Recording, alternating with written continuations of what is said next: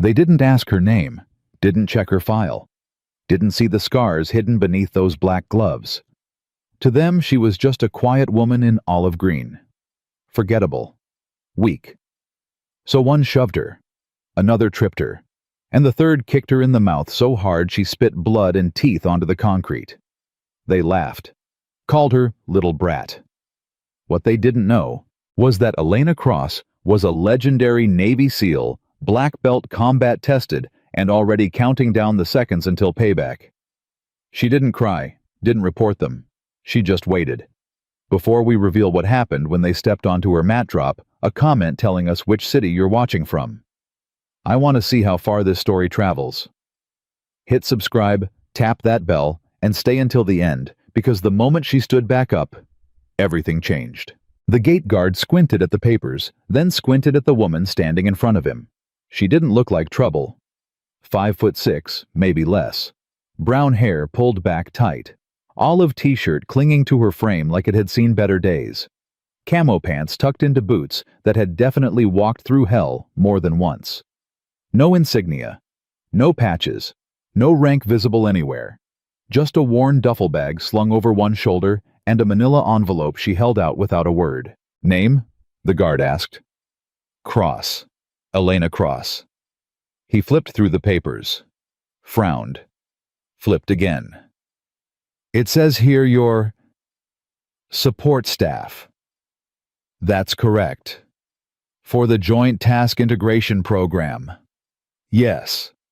He looked at her again. Something didn't add up, but he couldn't put his finger on it. She was too calm, too still. Most people fidgeted at the gate, made small talk, cracked jokes about the heat or the dust or the long drive-in. This woman just stood there like she had all the time in the world.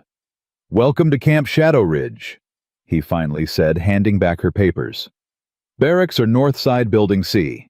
Check in with Sergeant Holloway for your billet assignment." "Thank you." She walked past him without another glance. The guard watched her go, still frowning. Something about the way she moved, smooth, deliberate, like every step was calculated. He shook his head and went back to his post. "Probably nothing." Jaratu. Elena didn't go straight to the barracks. She stopped at the edge of the main compound and just looked. Took it all in. The dusty parade ground. The prefab buildings that had clearly been temporary for about 2 decades. The Marines jogging past in formation cadence, echoing off concrete walls. She'd been to places like this before. Dozens of them. Different names, different countries, same energy. Testosterone. Ego. Noise. The currency here wasn't rank or skill. It was volume. Whoever talked loudest moved. Biggest took up the most space. That's who ran things on the ground level. Elena had learned a long time ago that she didn't need to compete in that game. Silence traveled further than screaming ever could. She shifted her duffel bag and headed toward Building C. Sergeant Holloway was a thick-necked man with a clipboard and a permanent scowl. He looked up when Elena entered the admin office, took one glance at her, and immediately looked back down at his paperwork. Name? Cross. Elena Cross. Reporting for support assignment. He flipped through several pages, muttering to himself. Cross. Cross. Ah, here. Chief Petty Officer Cross. His eyes flicked up briefly. Navy? Yes, Sergeant. Long way from water out here. I've noticed. He grunted. Not quite a laugh, but close. Building C, 3rd floor, room 312. Shared suite, but your roommates haven't shown. Might have the place to yourself. That works. He slid a key across the counter. Chow's at 0600, 1200, and 1800. Don't be late. Commander Bishop runs morning briefings at 0530 sharp. You're expected to observe and assist with evaluations starting tomorrow. Understood. And Cross.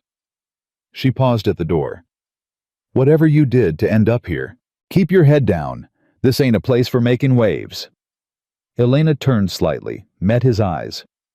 I don't make waves, Sergeant. I just watch them. She left before he could respond. Done. Room 312 was exactly what she expected. 2 bunks, 2 lockers, 1 window that hadn't been cleaned since the Bush administration, and a bathroom that smelled like industrial bleach and broken dreams. Elena dropped her duffel on the lower bunk, sat down and took a breath. She pulled off her gloves, looked at her hands. The scars were still there. Faded now, but visible if you knew what to look for. Knuckles that had connected with bone too many times to count. A thin white line across her left palm from a knife fight in Yemen that had gone sideways. A burn mark on her right wrist from an extraction in Somalia that no one was supposed to know about. Hands that had saved lives, taken them too. She flexed her fingers, watching the tendons move beneath skin. Then she put the gloves back on. Dinner that first night was uneventful. Elena grabbed a tray, filled it with whatever was being served, some kind of meat, some kind of vegetable, something that might have been potatoes, and found a corner table with her back to the wall. She ate quickly, efficiently. 15 minutes, no more. Eyes scanning the room the entire time, cataloging faces, noting body language, filing away details that might matter later. 3 Marines at a center table were laughing too loud. One of them, broad shoulders, cocky smile voice that carried across the entire mess hall, seemed to be the center of attention.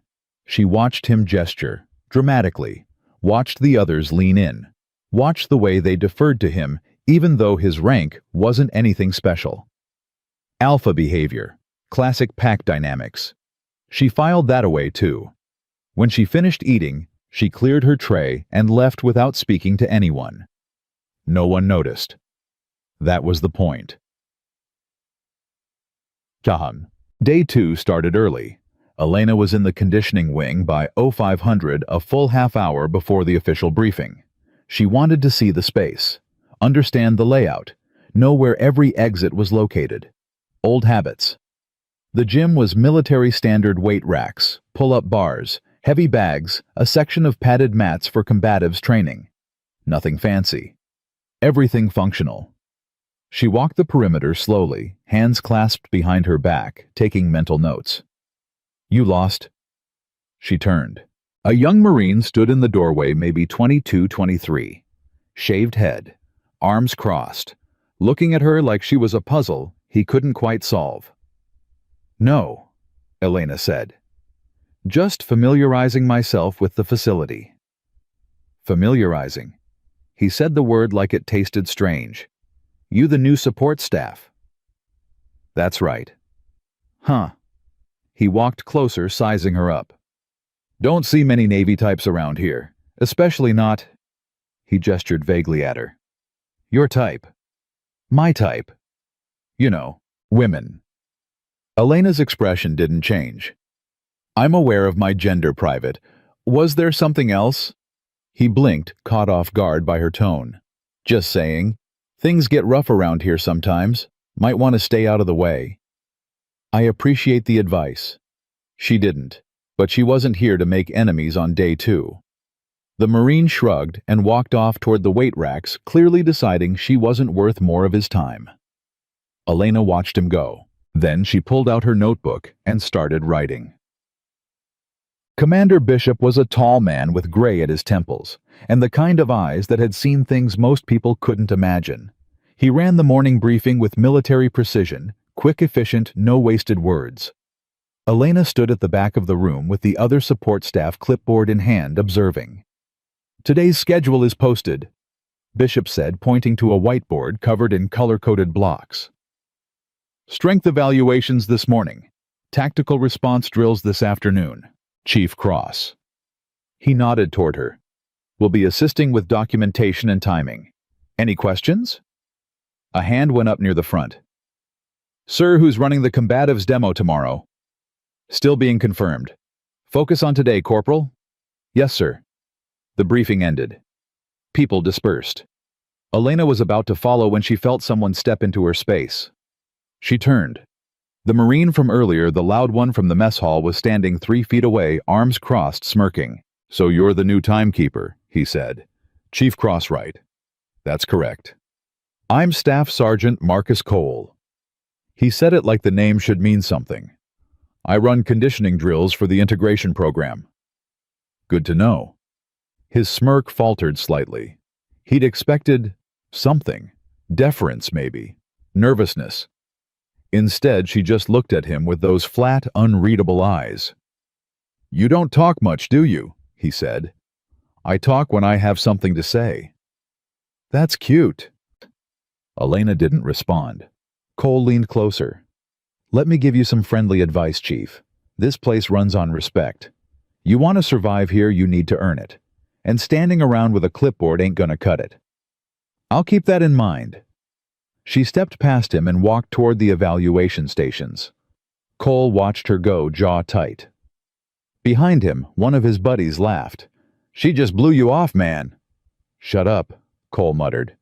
But his eyes stayed on Elena's back. Something about her bothered him. He just couldn't figure out what. The evaluations went smoothly. Elena documented everything: time scores, names, notes on form and technique. She moved efficiently between stations, never getting in anyone's way, never drawing attention to herself. But she was watching. Always watching. She saw how Cole barked orders at the candidates, how he made a show of every correction, how he played to the crowd whenever possible. She saw how the other Marines deferred to him, how they laughed at his jokes even when they weren't funny, how they avoided his bad side. She saw the two Marines who always flanked him. Private First Class Danny Reyes, shaved head too tight shirt, and Corporal Jake Jennings, always chewing gum like it was a personality trait. A pack. Classic hierarchy. Cole at the top, the other two jockeying for position beneath him. Dangerous. Maybe not, but definitely worth monitoring. Cho.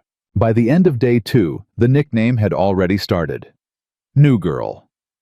She heard it whispered in the hallway, muttered at the chow line, tossed around the gym like a joke everyone was in on. Elena didn't react. Names were just sounds. They only had power if you gave them power. But she filed it away, added it to the mental catalog of things that would matter later. Day 3. Day 4. The pattern established itself. Morning briefings, evaluations, documentation, meals alone, back to the barracks.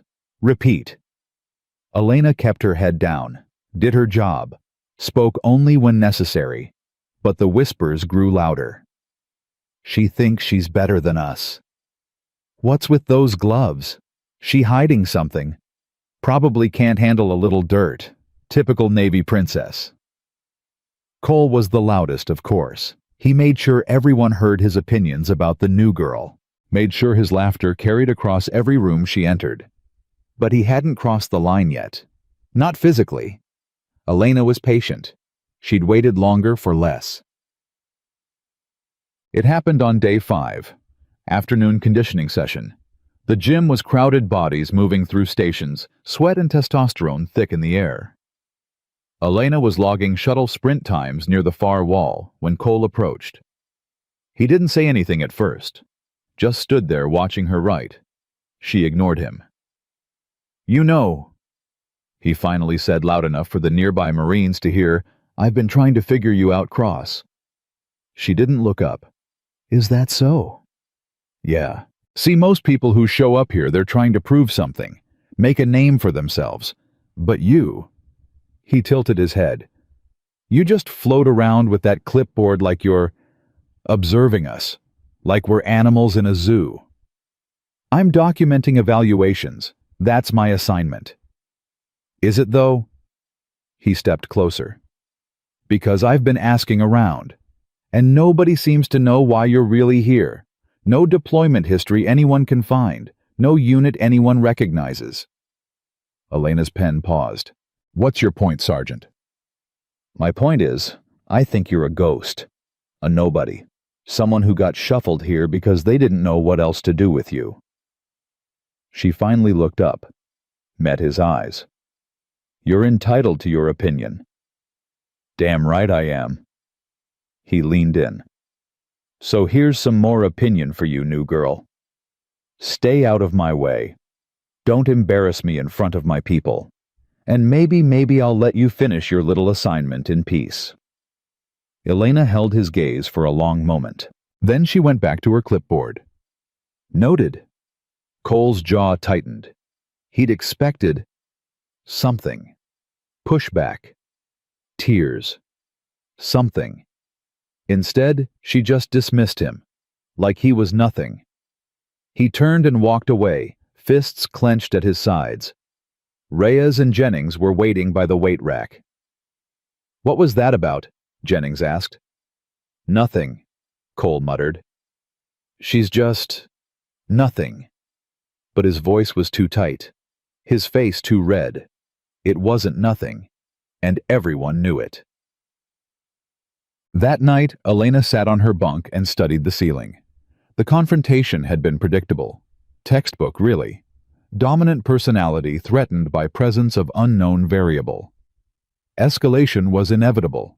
The question was when, and how far. She'd dealt with men like Cole before, in training, in combat, in places so dark they didn't exist on any official record. They were all the same in the end. Loud until they had a reason to be quiet. She closed her eyes. Waited. Day 6. Early morning.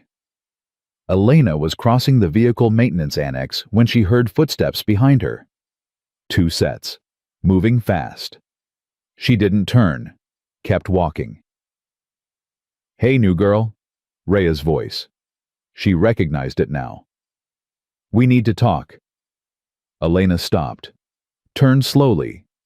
Reyes and Jennings stood about 10 feet away. No Cole. Interesting.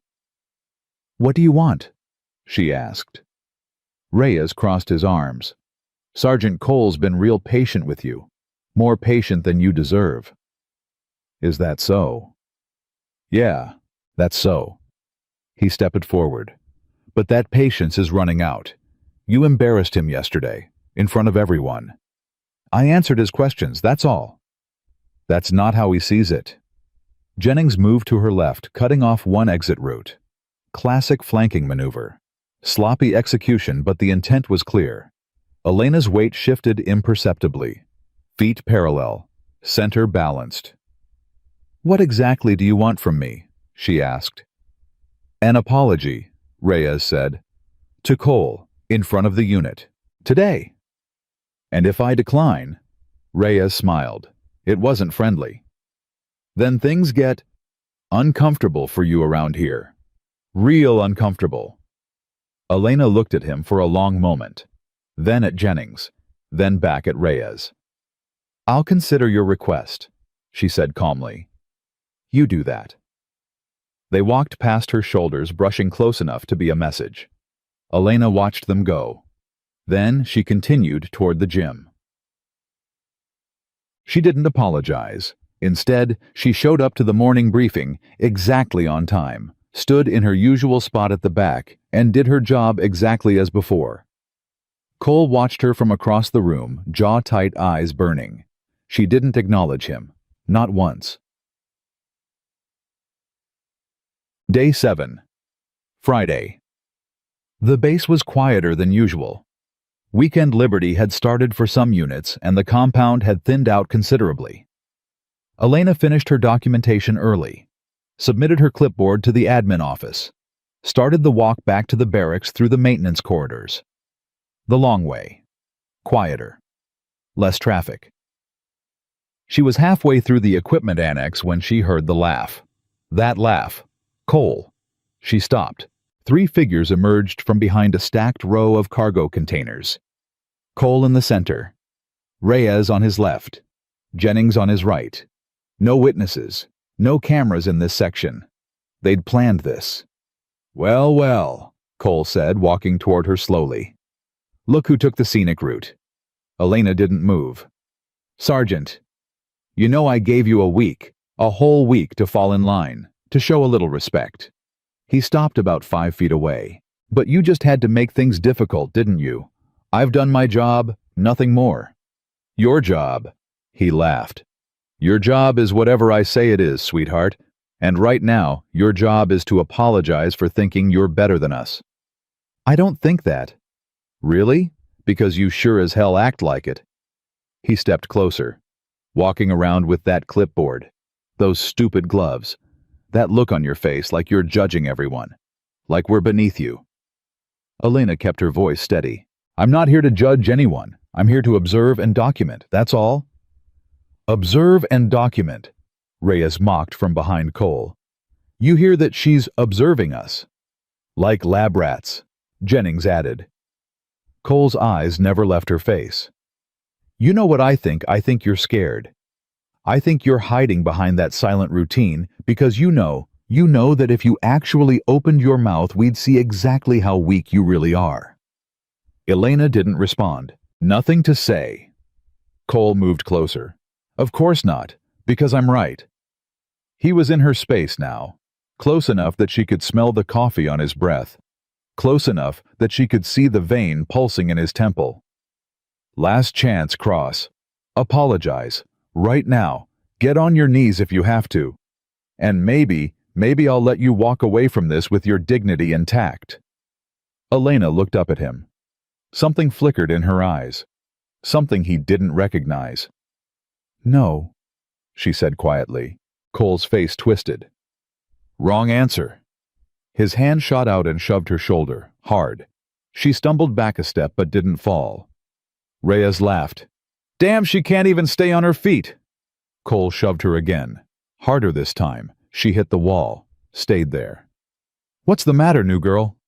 Jennings taunted. Too scared to fight back. Elena said nothing, just looked at them with those flat, unreadable eyes.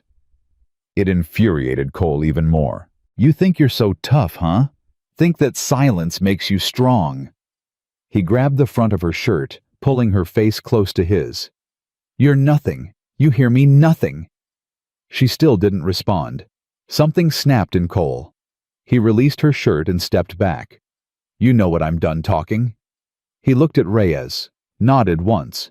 Reyes moved fast, grabbed her shoulder from the side, spinning her off balance. Jennings came from the other side, catching her before she could recover. They held her in place, arms pinned. Cole walked forward slowly, deliberately. You had so many chances, he said. So many chances to just fall in line, be normal. But no, you had to be difficult. He drew back his leg. Remember this, Cross. You brought it on yourself. The kick connected with her face, hard. Elena's head snapped to the side. Blood exploded from her mouth. Something small and white flew through the air and clattered on the concrete. A tooth. Reyes and Jennings released her, and she crumpled to the ground. For a moment, silence. Then Cole laughed. Not so tough now, are you, princess? Elena lay on her side, blood pooling beneath her face, not moving, not making a sound. Jennings shifted nervously. Cole, man, maybe we went too far. Shut up. Cole's voice was cold. She deserved it. They all do. The ones who think they're better than us. He crouched down next to Elena's body, grabbed a handful of her hair, and pulled her head up. Her eyes were open. Blood dripped from her split lip. More blood where her tooth had been. But she wasn't crying. She was smiling. Cole froze. What the f... 3? Elena whispered, her voice thick with blood. What? 3 of you. That's all they sent. She laughed. Wet and broken. I was expecting more. Cole released her hair and stood up, genuinely unsettled for the first time. She's crazy, Reyes muttered. She's actually crazy. Let's go, Jennings said urgently. Someone's gonna come. Cole stared at her for another moment. That smile. Those eyes. Something was wrong. Something was very, very wrong. This isn't over, he said finally. Then they walked away. Fast. Not running that would look suspicious, but close. Elena stayed on the ground until their footsteps faded completely. Then slowly she sat up, touched her lip, looked at the blood on her fingers, found her tooth on the concrete a few feet away, picked it up, put it in her pocket, stood, steady, calm, like nothing had happened. She pulled out her notebook, the one she never opened in public, opened it now. 3 names were written inside in neat, precise handwriting. Cole Marcus, Staff Sergeant Reyes Daniel PFC, Jennings Jake Corporal. Elena pulled a pen from her pocket, drew a small circle next to each name. Then she closed the notebook, walked to the admin building, and filed her paperwork. That night, Elena sat in the medical supply closet, needle in hand. The door opened. Dr. Sarah Chen, the base medic, stopped cold when she saw the scene. Elena sitting on a storage crate holding a suture kit, halfway through stitching her own lip. "What the hell are you doing? What does it look like?" Chen rushed forward. Stop, let me. I've got it." "You're suturing your own face." "I've done it before." Chen stared at her. "Who did this to you?" Elena didn't answer, just kept working. "Cross? Elena, talk to me." "Training accident." "Bullshit. That's a boot print on your jaw." Elena finished the stitch, cut the thread, examined her work in a small hand mirror. "I need an X-ray," she said calmly. "Possible hairline fracture in the anterior tooth. The root might be compromised." "Elena, can you do the X-ray or not?" Chen stood there for a long moment, fists clenched at her sides. "Yes, I can do the X-ray." "Good." "But I'm filing a report." "No names." "Elena." "No names, Dr. Chen. If I wanted to report it, I would have." "Why don't you—" Elena finally met her eyes. "Because reports are just words, and words don't change people." She stood up, steadied herself. Actions do. 3 days. Elena waited 3 days. She showed up to briefings, documented evaluations, ate alone, spoke to no one. The swelling in her face went down, the cut on her lip scabbed over. The gap where her tooth had been was hidden by the way she never smiled. Cole and his crew avoided her. Not out of guilt, they didn't have the capacity for that, but out of unease. Something about the way she'd looked at them after the kick. That smile. They told themselves it didn't matter. She was just support staff. Nobody. Nothing. They had no idea. Day 10. Monday morning. Evaluation day. Elena stood at the front of the conditioning wing, clipboard in hand. Hair pulled back tight. Olive shirt. Camo pants. Black gloves. The split in her lip was still visible. Fading, but there. Commander Bishop entered with 2 senior NCOs. "All right, listen up. Today's evaluation rotates through 5 stations. Strength endurance, tactical response, close quarters control, and scenario assessment." He paused. "Your instructor for today." He nodded toward Elena. Chief Petty Officer Elena Cross. Navy SEAL qualified. Black belt in Brazilian Jiu-Jitsu and Hapkido. Joint training certified. Authority level active evaluation leader. The room went dead silent. Every head turned toward her. Cole's face drained of color. Reyes stopped chewing his gum. Jennings actually took a step backward. Elena didn't smile, didn't acknowledge any of them, just looked at her clipboard. "Station 1, she said, her voice calm and clear. "Strength baseline." She looked up, looked directly at Cole. "Let's begin." The silence in the conditioning wing was suffocating. 43 people stood frozen, staring at the woman they'd spent 10 days mocking, dismissing, ignoring. The woman they'd called New Girl. The woman whose tooth was probably still sitting in Marcus Cole's locker as a trophy. Navy SEAL qualified. Black belt. Joint training certified. The words hung in the air like smoke after an explosion. Elena didn't give them time to process. "Station 1, she repeated. "Strength baseline. I need 12 candidates on the floor. Now." Nobody moved. Commander Bishop cleared his throat. "You heard the chief. Move." Bodies started shuffling. Slowly at first, then faster as the reality set in. This wasn't a joke. This wasn't a mistake. This was happening. Cole stood rooted to his spot near the back wall, jaw slack, eyes fixed on Elena like he was seeing a ghost. Reyes had gone pale. Jennings looked like he might actually be sick. Elena's gaze swept across the room, cataloging every face, every reaction. When her eyes landed on Cole, she held them there. 1 second, 2, 3. Then she looked back at her clipboard. "Private Morrison, you're first. Step onto the platform." A young Marine scrambled forward, clearly terrified of doing anything wrong. Elena didn't comfort him, didn't smile, just pointed at the weighted bar. "Standard deadlift. 3 reps. Begin when ready." The evaluation had started, and Cole knew with a certainty that made his stomach turn that it wasn't going to end well for him. The first hour was methodical, clinical. Elena moved between stations with precision, documenting times, correcting form, issuing commands in that calm, flat voice that never rose above conversational level. She didn't yell, didn't need to. When she spoke, people listened. Not because of her rank, not because of her title, because of the way she carried herself, like someone who had seen things they couldn't imagine and survived them all. The other Marines started to notice the details they'd missed before.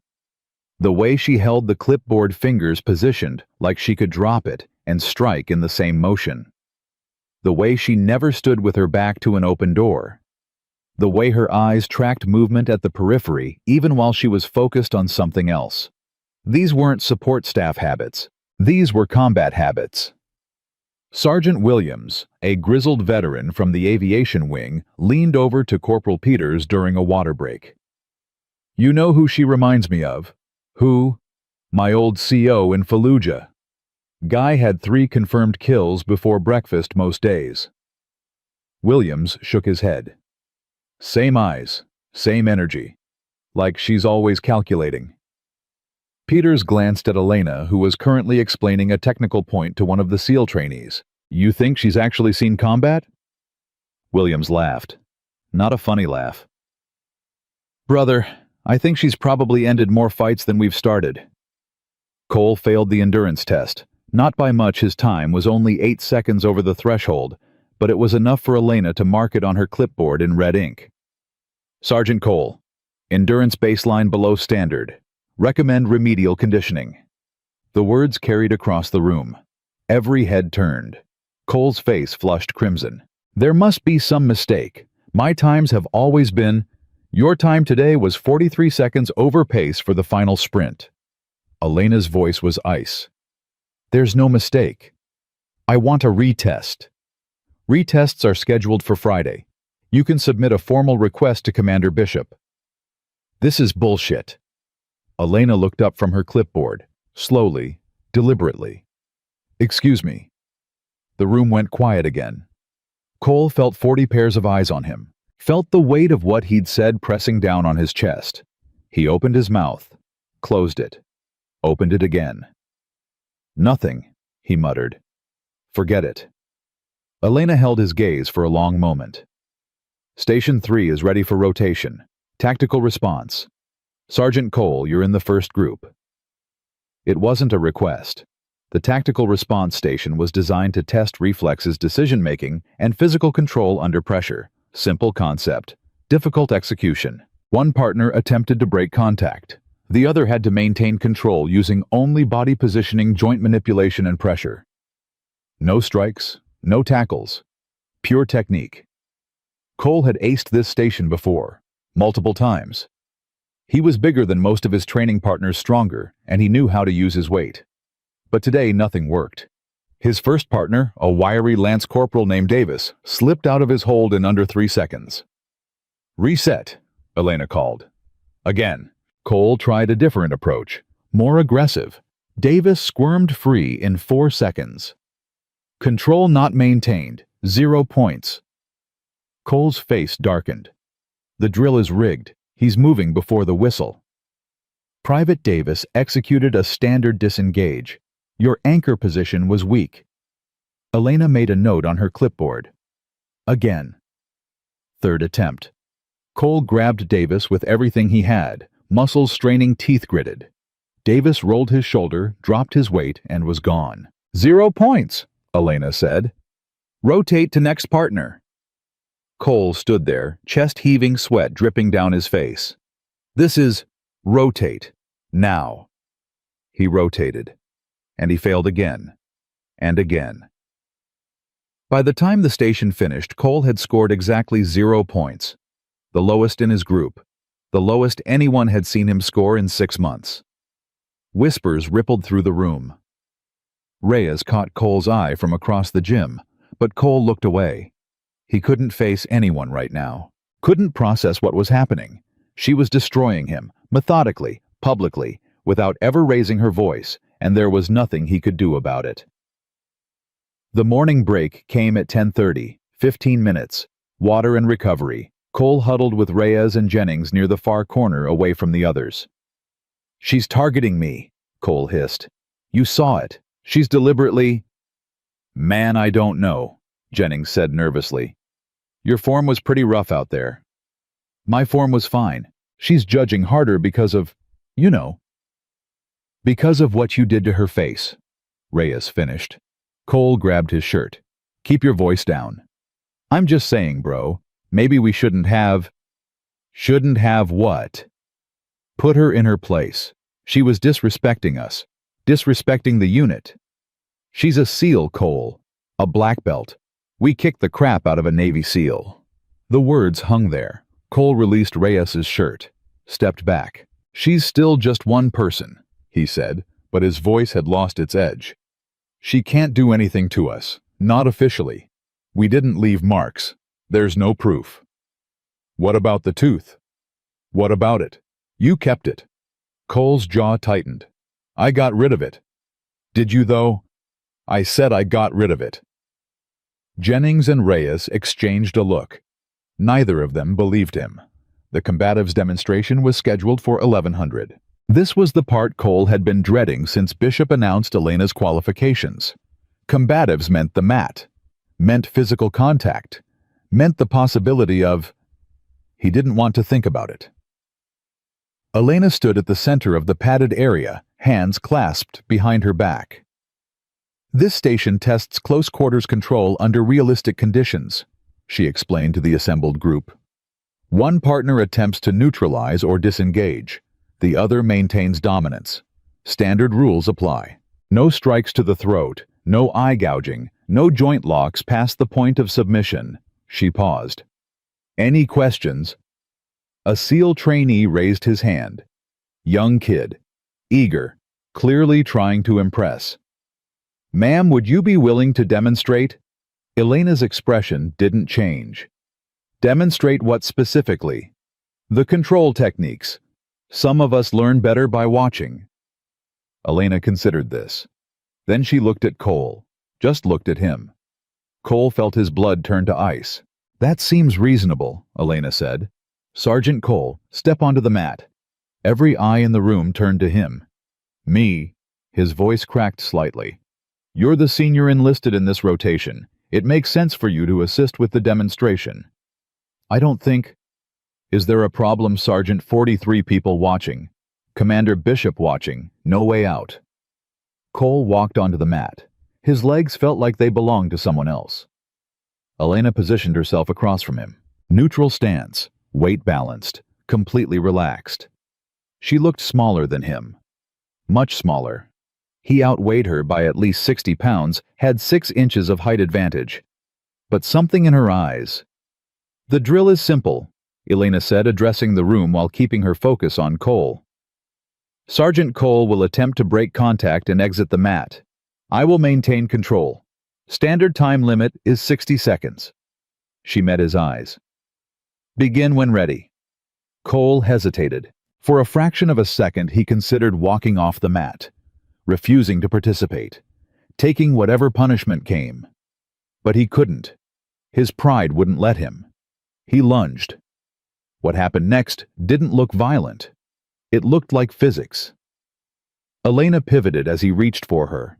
Her foot swept behind his lead ankle at the exact moment her hip rotated into his center line. She caught his wrist, just his wrist, and redirected his momentum downward.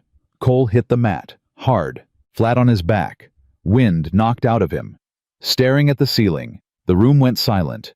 Elena stood over him. not even breathing hard. Positional dominance, she said to the group.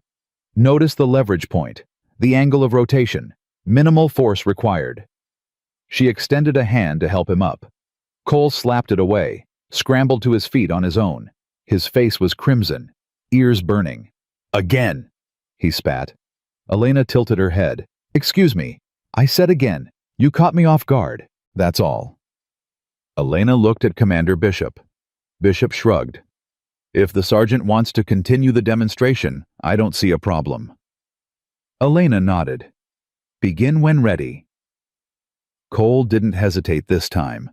He came in low, tried to get under her center of gravity, use his weight advantage. Elena wasn't there. She shifted left, dropped her own weight, hooked his forward leg with her heel. A simple redirect. Cole hit the mat even harder than before. Momentum transfer, Elena explained calmly. When your opponent overcommits, their energy becomes your weapon. Cole was up again before she finished speaking. Again.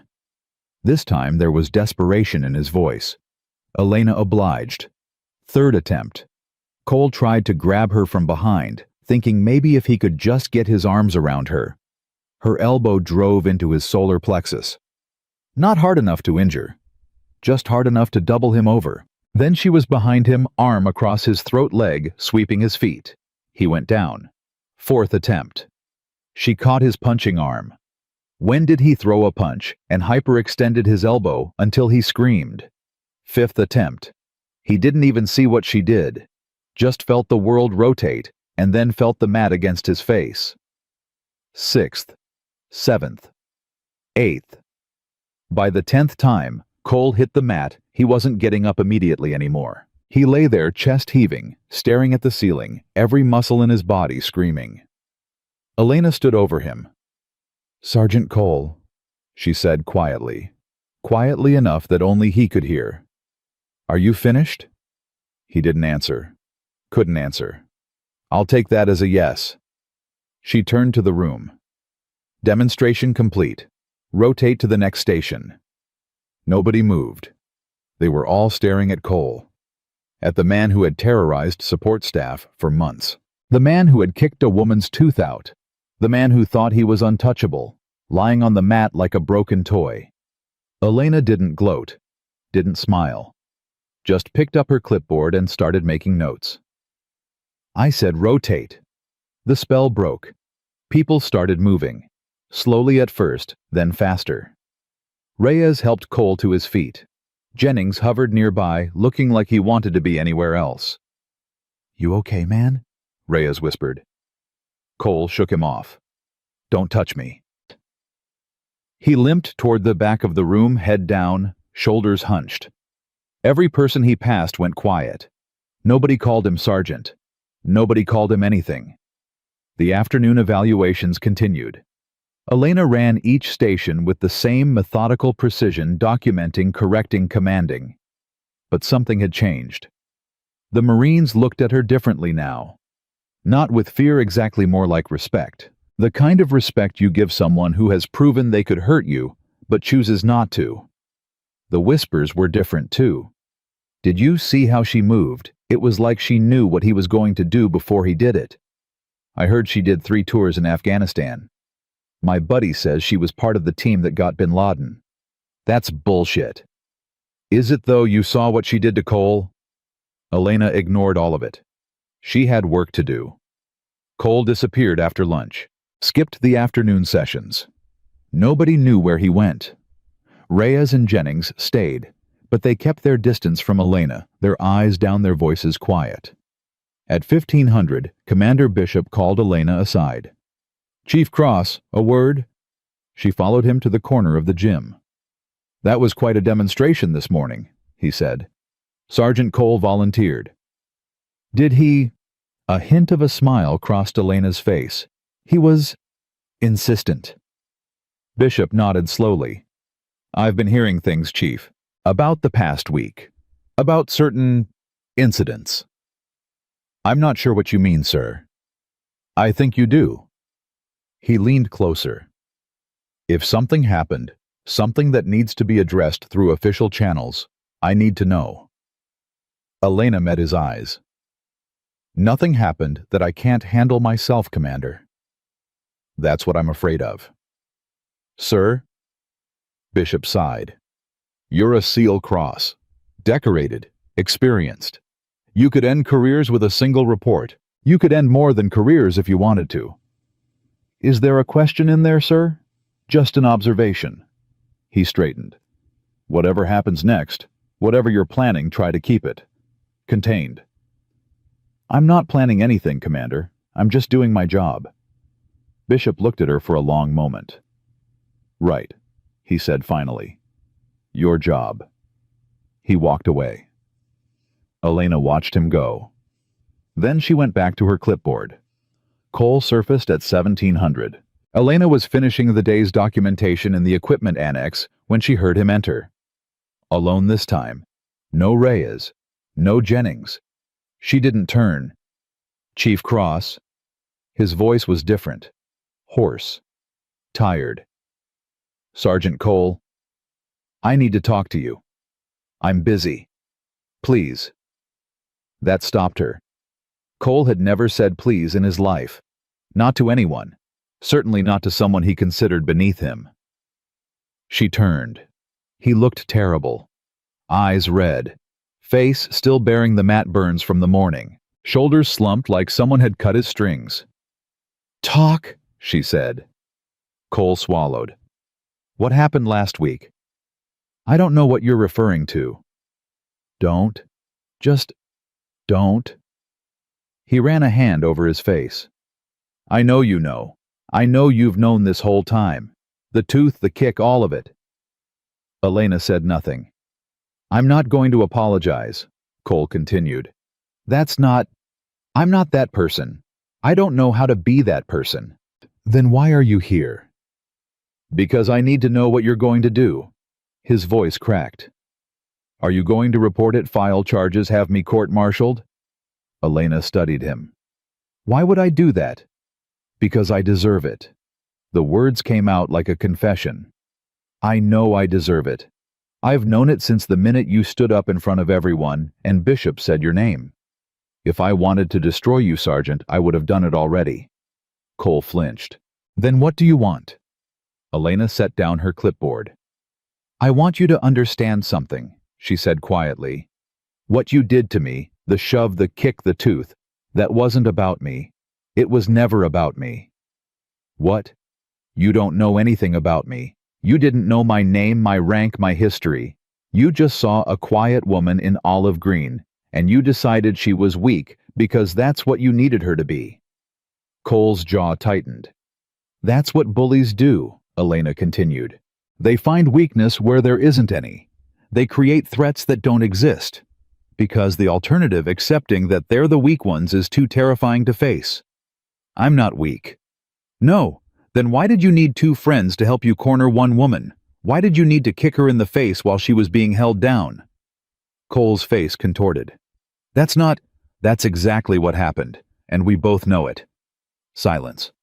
Cole stood there, fists clenched, breathing hard. For a moment, Elena thought he might swing at her. Part of her hoped he would. But he didn't. Instead, his shoulders dropped, his fists unclenched, and something in his eyes, some wall that had been there for years, started to crack. I don't know how to be different, he said quietly. That's not my problem. I know it's not.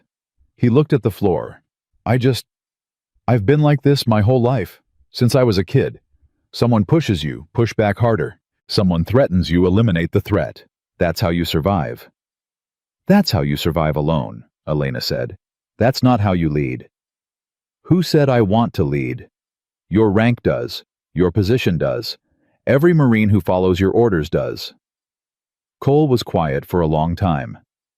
What do you want me to do? He finally asked. Elena picked up her clipboard. I want you to stay out of my way for the next 4 days. I want you to complete your evaluations like everyone else. And I want you to think, really think about what kind of man you want to be. And if I don't? Elena met his eyes. Then I'll show you what happens when a SEAL stops being patient. It wasn't a threat. It was a promise. Cole nodded slowly. Then he turned and walked away. Elena watched him go. She should have felt satisfied, victorious. Instead, she just felt tired. The evening brought quiet. Most of the base had emptied for dinner. Elena sat in her room reviewing the day's documentation, making notes for tomorrow. A knock at her door. "Enter?" Dr. Chen stepped in. "Heard about your demonstration today." "News travels fast. It's a military base, of course it does." Chen sat on the empty bunk across from her. "Are you okay?" "Why wouldn't I be?" "Because you just publicly humiliated the man who assaulted you. And I'm guessing it didn't feel as good as you thought it would." Elena stopped writing. "Am I that obvious?" "Only to me." Chen leaned forward. "Listen, Elena. I've been on this base for 3 years. I've seen people like Cole come and go, and I've seen what happens to the people they target. Nothing happened to me. A fractured tooth and a split lip would disagree. I've had worse. That's not the point." Elena looked up. "Then what is the point?" Chen was quiet for a moment. "The point is, you won today. But that doesn't mean the fight is over. Men like Cole don't change because they lose once. They just get angry. They just wait for another opportunity." "I know. Do you?" "Because you're sitting here alone, and he's out there with his friends, probably figuring out how to get back at you?"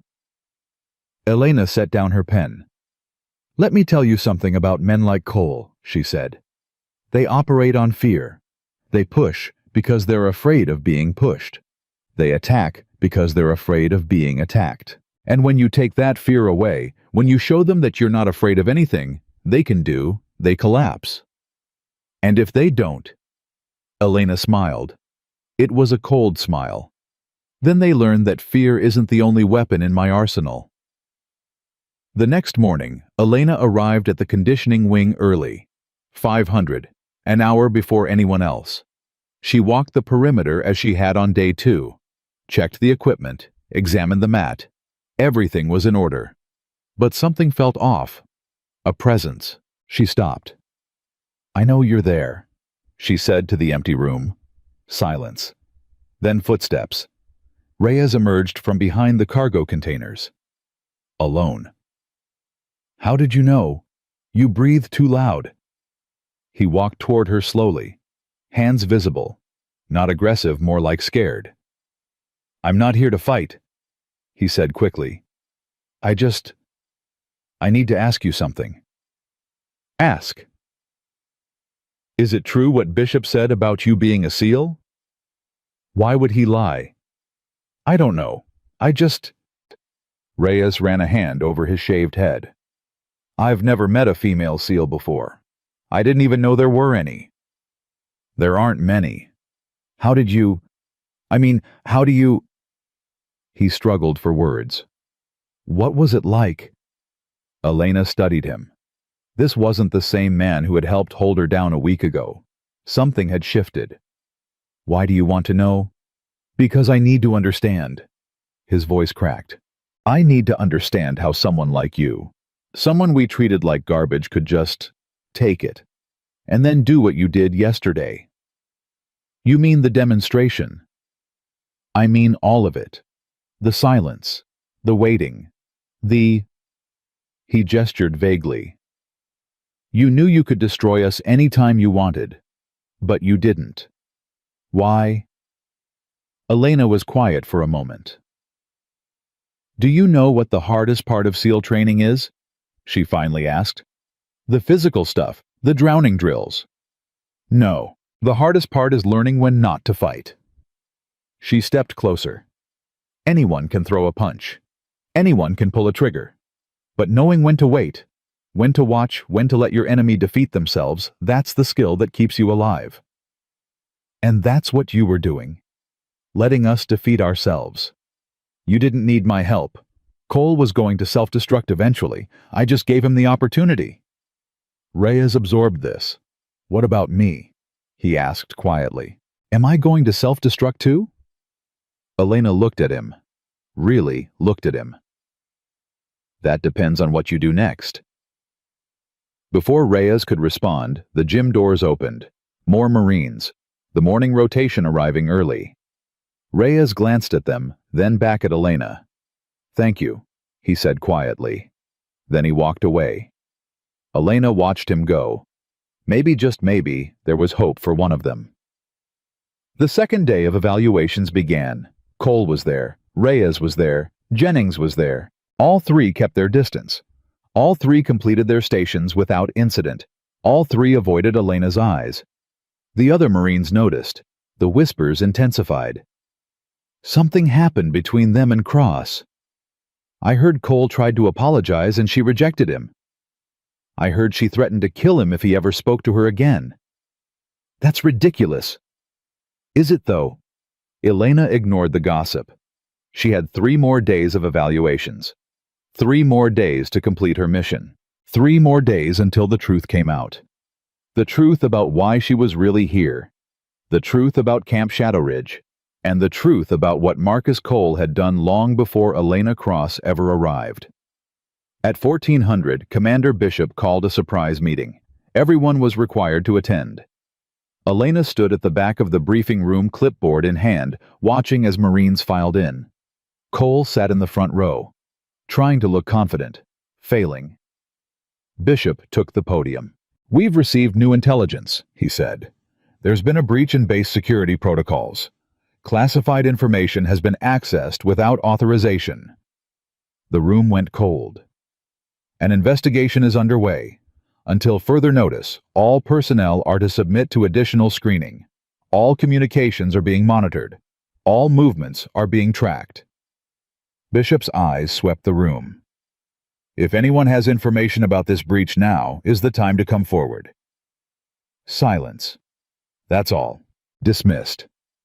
As the room emptied, Elena caught Cole's eye. He looked terrified. Not about the evaluation, about something else, something bigger. Elena smiled. The trap was closing. And Cole had no idea he was already inside it. Cole couldn't sleep. He lay in his bunk, staring at the ceiling, replaying Bishop's words over and over in his head. Security breach. Classified information. Investigation underway. His heart hammered against his ribs like it was trying to escape. They couldn't know. There was no way they could know. He'd been careful. So damn careful. But Elena Cross had appeared out of nowhere. A SEAL. With no explanation for why she was really here. And now, suddenly, an investigation that wasn't a coincidence. That was a trap. Cole sat up in his bunk, hands shaking. Reyes was snoring in the bed across from him. Jennings had gone to the rec hall hours ago and hadn't come back.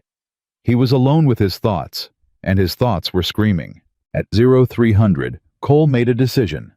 He slipped out of the barracks, keeping to the shadows, avoiding the main pathways. He knew the patrol schedules, knew the blind spots in the camera coverage. He'd used them before. The communications building was locked, but Cole had a key. A key he wasn't supposed to have. A key that could end his career if anyone found out. He opened the door, stepped inside, and froze.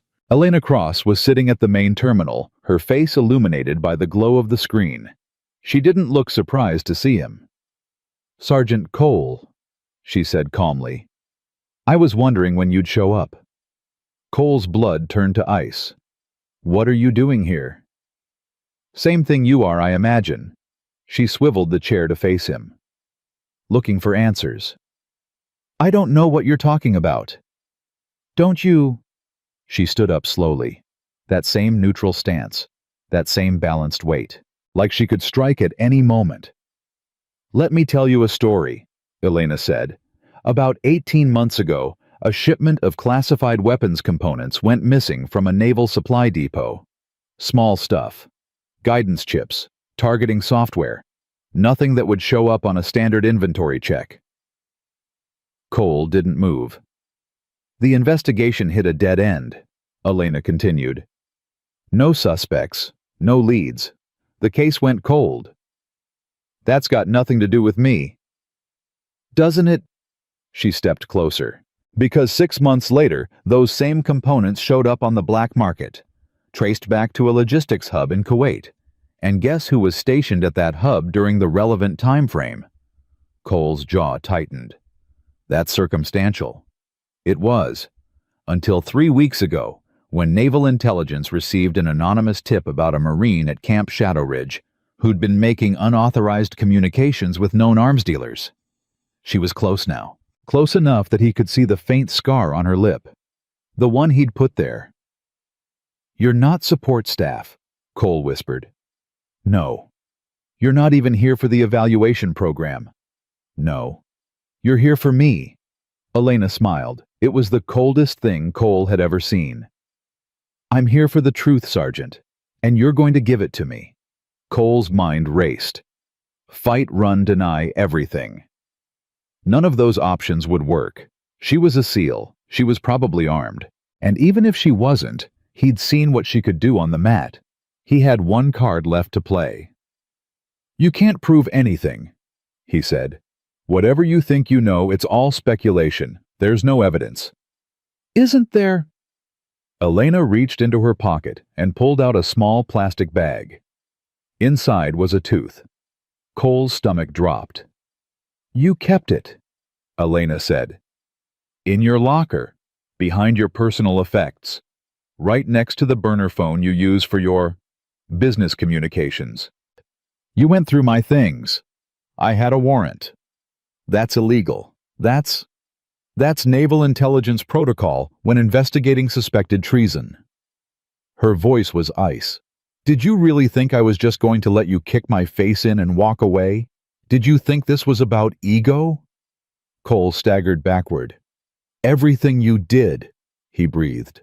"The silence, the waiting, the demonstration. It was all part of the operation."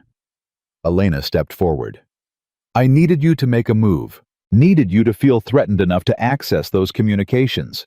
And you did, tonight, while I was watching. You set me up. No, Sergeant, you set yourself up 18 months ago when you decided to sell classified military equipment to people who want to kill Americans." Her voice rose for the first time. "I just gave you enough rope to hang yourself."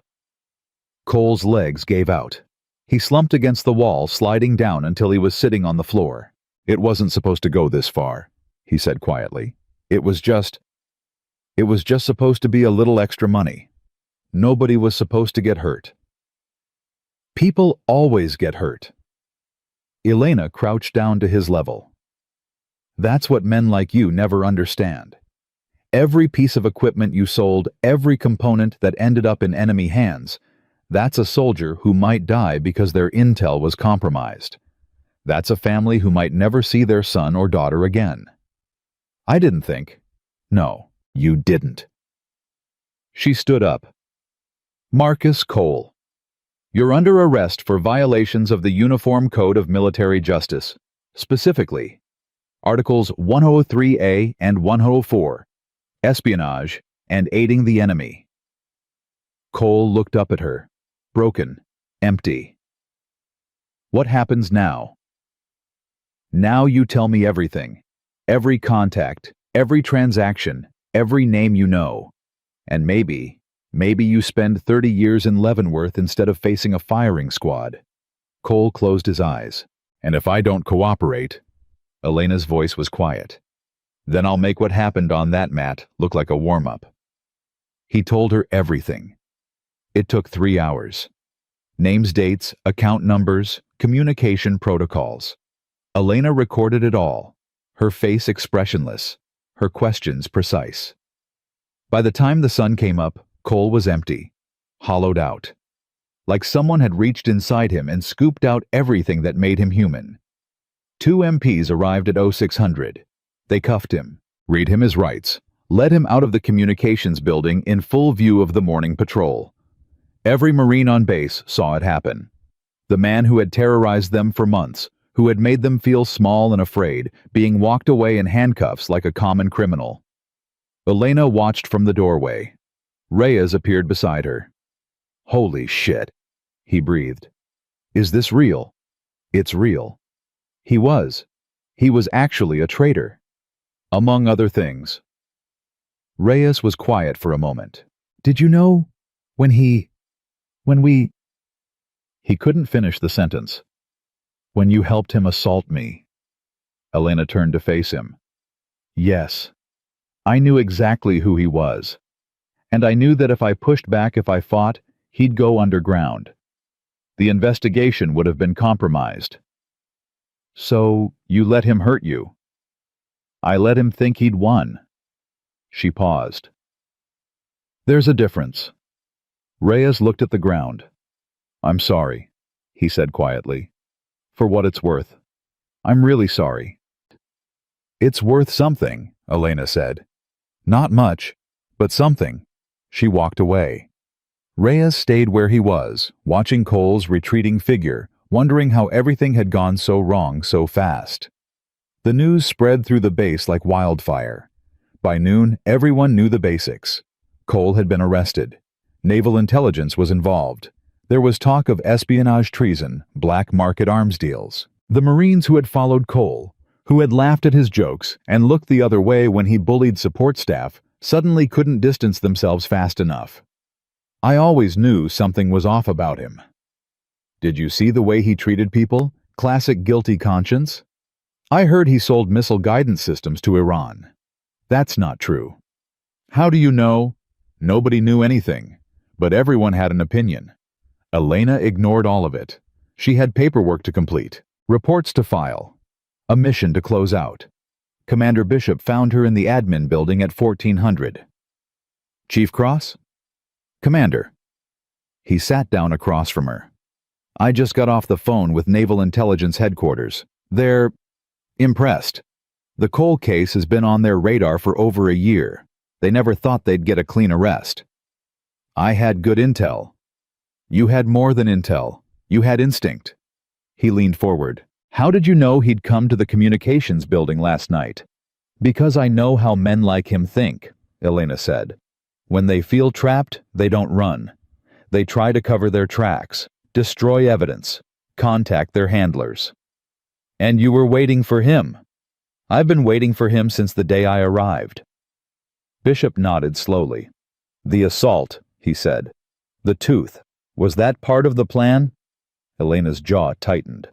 No, that was unexpected. But you used it. I use everything, Commander. That's how I stay alive. Bishop was quiet for a moment. For what it's worth, he said finally. I'm sorry you had to go through that. If I'd known who you were, what you were doing here, you would have compromised the operation. Maybe, but I still would have tried to protect you. Elena looked at him. Something softened in her expression. Just for a moment. I appreciate that, Commander, but I don't need protection. I need results. She handed him a folder. My final report. Cole's confession is attached. The intelligence team will take it from here. And you? I ship out tomorrow. Next assignment. Bishop took the folder. Will you tell me where? Elena stood up. Classified. She walked toward the door. Chief Cross. She paused. Thank you, Bishop said, for everything. Elena nodded once. Then she was gone. Jennings found Reyes in the rec hall that evening. The younger Marine looked terrible, pale, shaky, like he hadn't slept in days. You heard? Reyes asked. Everyone's heard. Jennings sat down heavily. Cole's being transferred to a military detention facility. Espionage charges. They're talking about the death penalty. Jesus. Yeah. They sat in silence for a moment. Do you think she knew? Jennings asked. The whole time? I think she knew everything. Reyes rubbed his face. I think she played us like chess pieces. Every single move calculated. We helped assault a federal agent. She's not technically close enough. Jennings' voice cracked. We held her down while Cole kicked her teeth in, and she was here investigating treason. You know what that makes us. Reyes didn't answer. Accomplices, Jennings said. At best, at worst. She's not going to charge us. How do you know? Because I talked to her. This morning. She said... Reyes swallowed. She said what we did was worth something. Not much, but something. That's supposed to make me feel better. No, but it's all we've got. Jennings put his head in his hands. I can't do this anymore, he said quietly. The military, the bravado, pretending to be something I'm not. What are you going to do? I don't know. Request a transfer. Maybe discharge. He looked up. I just know I can't be the person I was. Not after this. Reyes nodded slowly. Yeah, he said. I know what you mean. Elena spent her last night on base alone. She sat in her room, packing her duffel, organizing her gear. The same routine she'd done 100 times before. A knock at the door. Enter. Dr. Chen stepped in. Heard you're leaving tomorrow. News travels fast. Military base. Chen sat on the empty bunk. I also heard about Cole, the real story. There is no real story, just the official one. Right. Chen was quiet for a moment. You let him hurt you. Deliberately. As part of an operation. I let him reveal himself. By kicking your face in. Elena stopped packing. Sarah, I've been tortured by professionals. I've been waterboarded, electrocuted, beaten within an inch of my life. One kick from a mid-level Marine barely registered. That doesn't make it okay. No, but it makes it manageable. Chen shook her head. I don't understand you, Elena. I don't understand how you can be so detached from pain, from emotion, from basic human responses. Elena sat down across from her. You want to know the truth? Yes. I'm not detached. I feel everything. The fear, the anger, the humiliation. I felt it when Cole kicked me. I felt it when I was lying on that concrete, blood in my mouth, tooth in my pocket. Then how? I just don't let it control me. Elena's voice was soft. That's the difference. Normal people feel something and react. I feel something and choose. Every response is a decision. Every emotion is a tool. That sounds exhausting. It is. Elena smiled slightly. But it's also how I've survived this long.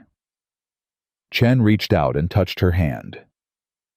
For what it's worth, I'm glad you're okay. And I'm glad Cole's going to prison. So am I. Will I ever see you again? Elena squeezed her hand. Probably not. But if you do... She stood up. Make sure you're on my side. The morning came too quickly. Elena stood at the main gate duffel, over her shoulder waiting for her transport. The base was quiet. Most of the Marines were still sleeping off the chaos of the previous days. But not everyone. Reyes appeared at the edge of the parking area. He walked toward her slowly, hesitantly, like he was approaching a wild animal. Chief Cross? Private Reyes. I wanted to... He stopped, started again. I wanted to say goodbye. And thank you. Thank me. For not destroying my life. He swallowed. I know you could have. I know I deserved it. Maybe. But you didn't. And I don't understand why. Elena studied him for a long moment. Do you remember what I said about SEAL training, about learning when not to fight? Yes. There's a second part to that lesson, something they don't tell you until you're ready to hear it. What's that?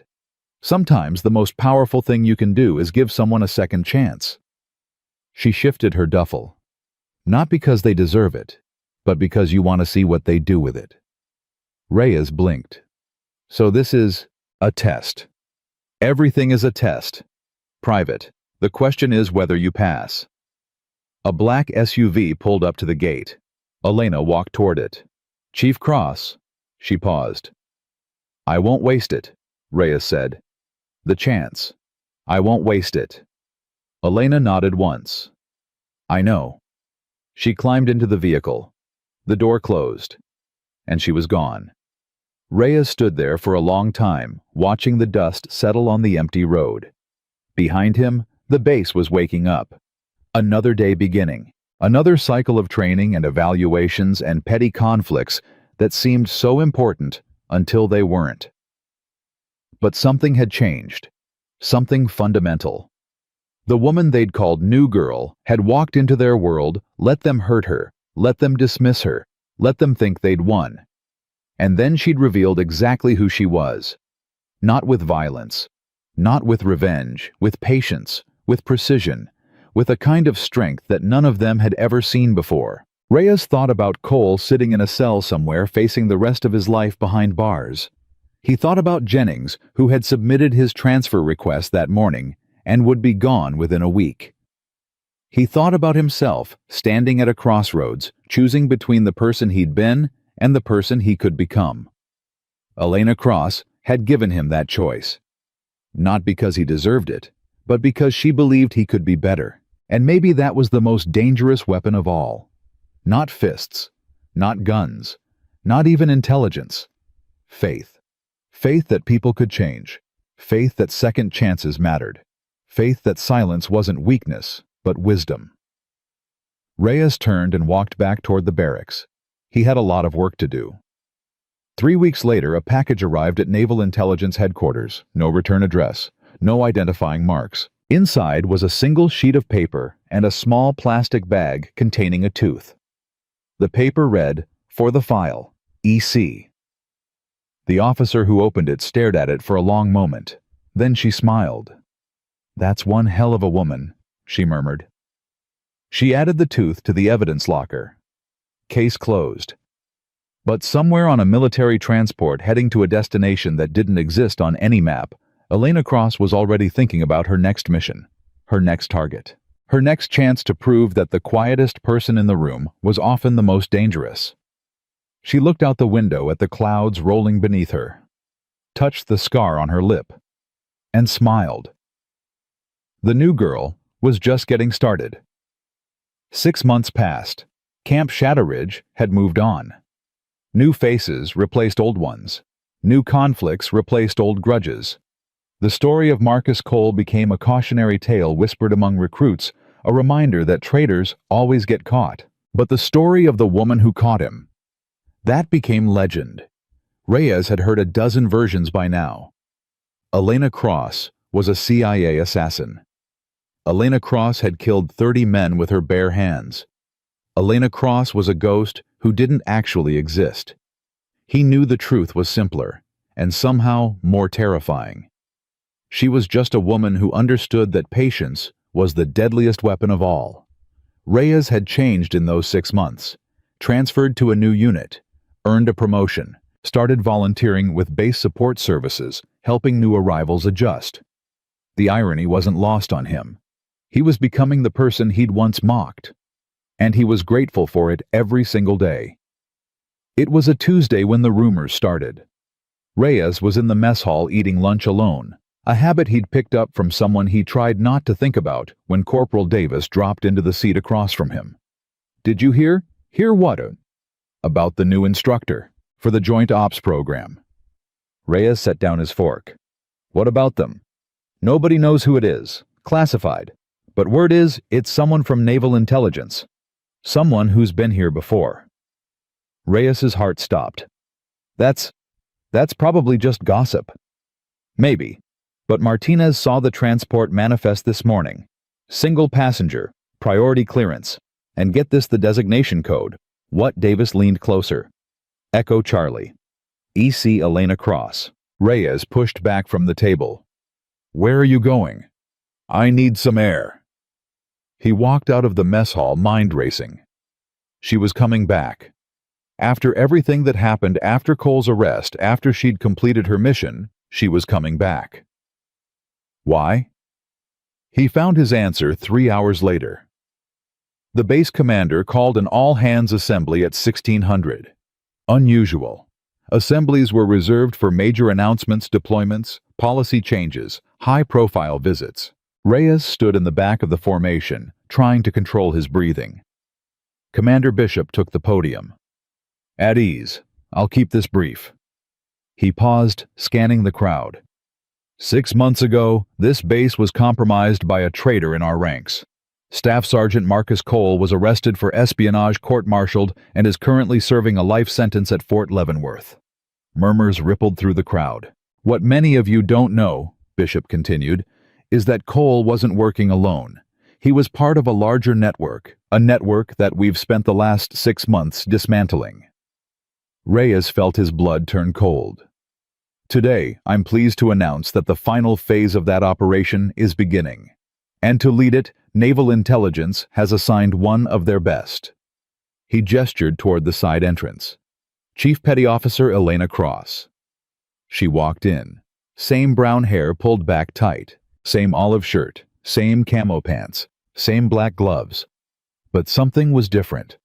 There was a new scar on her left cheek, a thin white line that hadn't been there before. Whatever she'd been doing for the last 6 months, it hadn't been easy. Elena took her position beside Bishop, scanning the crowd with those flat, unreadable eyes. When her gaze passed over Reyes, it paused, just for a second, then moved on. Chief Cross will be leading a specialized evaluation team, Bishop said. Her authority supersedes all base personnel except myself. Any questions should be directed through proper channels. He closed his folder. Dismissed. The formation broke. Reyes stood frozen as bodies moved around him. She was back, and she'd looked at him like she knew exactly where he was standing. Elena didn't waste time. By the next morning, she'd already identified 3 persons of interest from the base roster. 2 contractors and 1 Marine, a quiet sergeant named Patterson who'd been transferred in 4 months ago. What's his connection to Cole? Bishop asked during the morning briefing. He doesn't have one, not directly. Elena spread a series of documents across the table.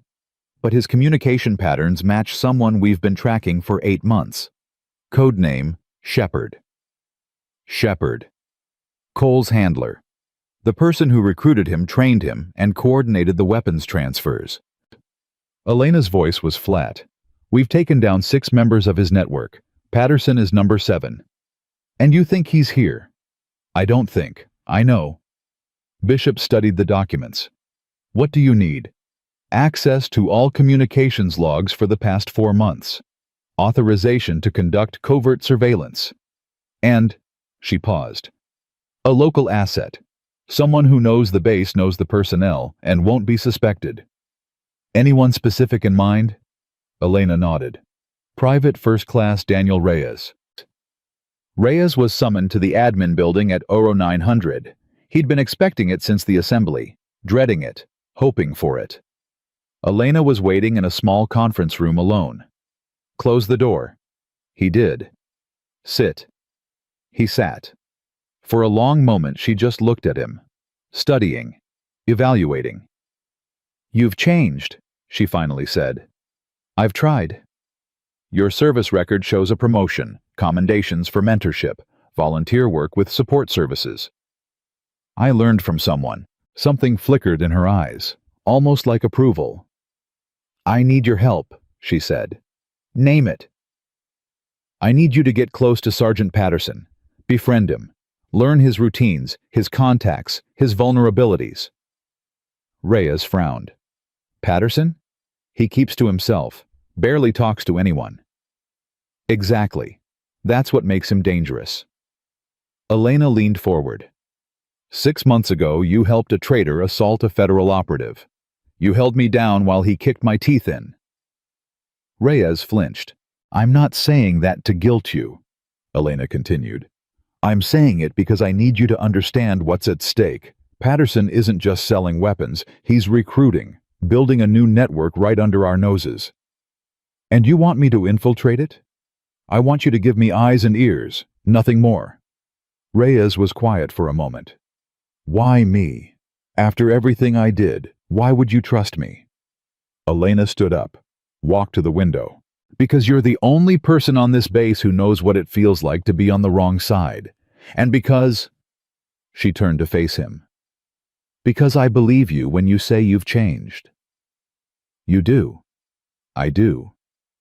Reyes swallowed. What if I fail? Then people die, and the network keeps growing, and everything I've sacrificed.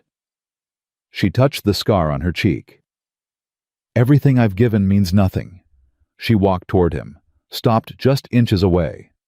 Don't fail, Reyes. He looked up at her. I won't. The operation began that afternoon. Reyes approached Patterson during a logistics briefing, striking up a casual conversation about supply routes and equipment maintenance.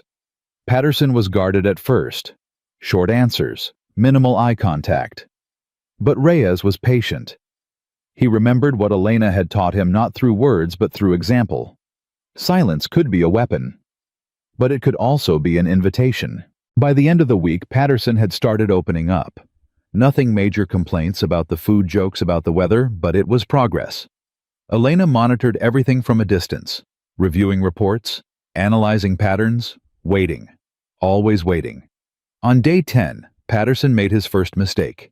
He invited Reyes to a private card game in the maintenance annex, unofficial, off the books. Just a few guys letting off steam, Patterson said. Nothing serious. Reyes recognized the setup immediately. This was a test, a screening process. He reported to Elena that night. Good, she said. Accept the invitation.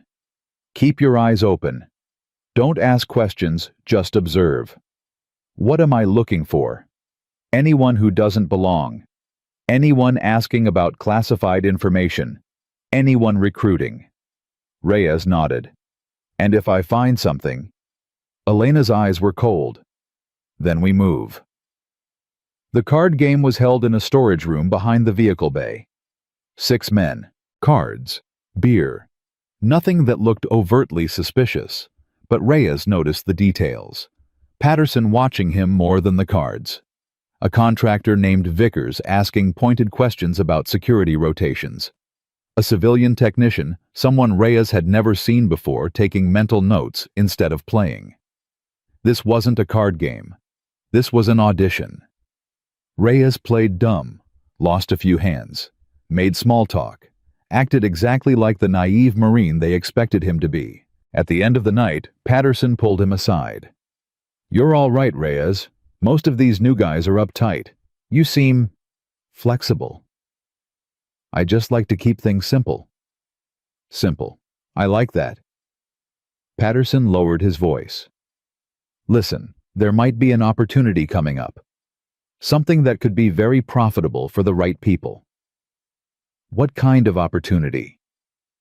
Let's just say some of us have figured out how to supplement our income. Nothing dangerous, just moving some equipment that nobody's going to miss. Reyes kept his face neutral. I'm listening. Not here. Too many ears. Patterson glanced around. Meet me tomorrow night, 2300, behind the communications building. I'll explain everything. He walked away.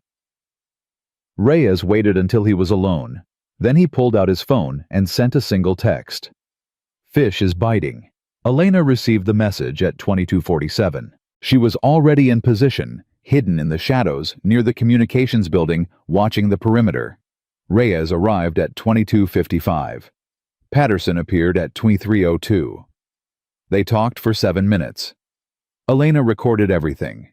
Patterson laid out the entire operation. The supply chain, the contacts, the buyers. Even mentioned a higher-up who coordinated everything from outside the base. Shepard. Patterson was offering Reyes a chance to join the network, to become part of something bigger. Reyes played his role perfectly. Interested, but cautious. Asking just enough questions to seem genuine without raising suspicion. By the end of the conversation, Patterson was convinced. Welcome to the team, he said, shaking Reyes's hand. You're going to do great things. Reyes smiled. I'm counting on it. The arrest happened 3 days later. Elena led a team of MPs and naval intelligence officers in a coordinated sweep. Patterson, Vickers, and the civilian technician were taken into custody simultaneously. No resistance, no violence, just efficiency. Reyes watched from across the compound as Patterson was led away in handcuffs. The man who had tried to recruit him, who had seen him as easy prey, was going to prison, just like Cole. Elena appeared beside him. Good work. I just did what you asked. No, She turned to face him. You did what was right. There's a difference. Reyes was quiet for a moment. Is it over the network? Not yet. Patterson was mid-level. We still don't have Shepard. But you're closer. Closer. She nodded. Every arrest brings us one step nearer. Eventually he'll make a mistake. They always do. And you'll be there when he does. Elena smiled slightly. That's the plan. She started to walk away. Chief Cross. She paused. Thank you, Reyes said, for giving me another chance, for believing I could be different. Elena looked at him for a long moment. You earned it, Reyes. Don't forget that. She walked away. Reyes watched her go, feeling something he hadn't felt in a long time. Pride. That night, Elena received an encrypted message. She was alone in her quarters, reviewing the day's intelligence reports when her secure phone buzzed. Unknown sender. Untraceable origin. She opened it. Nice work with Patterson, but he was just a pawn. If you want the king, you'll have to come find me. S. Elena stared at the screen. Shepard knew. He knew about the arrests. He knew about her. And he was taunting her. She typed a response. Name the place. 3 dots appeared, then vanished, then appeared again. You already know where I am. You've always known. The question is, are you brave enough to face me alone? Elena's jaw tightened. This was a trap. Obviously a trap. But it was also an opportunity. She typed one word. Yes. The response came immediately. Tomorrow, 2200. The place where it all started. Come alone or don't come at all. The place where it all started. Elena knew exactly what that meant. The maintenance corridor. The same corridor where Cole had kicked her teeth in. Where this entire nightmare had begun. Shepard wasn't just challenging her, he was mocking her. She closed her phone, stood up, and started preparing. The next day crawled by. Elena went through the motions, briefings, reports, coordination meetings, but her mind was elsewhere. Shepard had been a ghost for 2 years. No photographs, no confirmed identity, just a code name and a trail of bodies.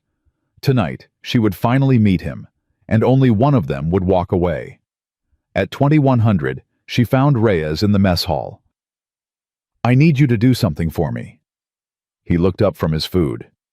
Anything. If I don't report in by midnight tonight, I need you to contact Commander Bishop. Tell him to send a team to the maintenance annex. Full tactical response. Reyes's face went pale. What are you doing?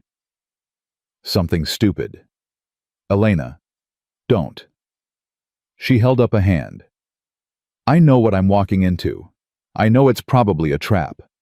But this is the closest we've ever been to Shepard. I can't let him slip away again. Then let me come with you. No. Please. After everything, let me help. Elena looked at him. For a moment, he saw something in her eyes. Something human. Vulnerable. Then it was gone. If I don't come back, she said quietly, tell them I died doing my job. That's all they need to know. Elena. She walked away before he could finish. Reyes sat there heart-pounding, wondering if he'd just seen her for the last time. At 2155, Elena entered the maintenance corridor. It looked exactly the same as it had 6 months ago. Same concrete walls, same flickering lights, same dead-end turn where Cole had trapped her. She walked slowly, deliberately. Her weapon was holstered at her hip. Her hands were steady. She wasn't afraid. She'd stopped being afraid a long time ago. You came. The voice echoed from somewhere ahead. Elena stopped. Show yourself. Footsteps, slow and measured. A figure emerged from the shadows. Elena felt her blood freeze. It was a woman, mid-40s. Gray streaked through dark hair, military bearing, cold, intelligent eyes, and a face Elena recognized. Commander Hayes. The woman smiled. Hello, Chief Cross. It's been a while. Commander Rachel Hayes. Elena's former commanding officer. The woman who had recruited her into naval intelligence. The woman who had trained her, mentored her, shaped her into the operative she'd become. The woman she had trusted more than anyone in the world. "You're Shepard," Elena breathed, disappointed. "How long?" "From the beginning." Hayes walked closer.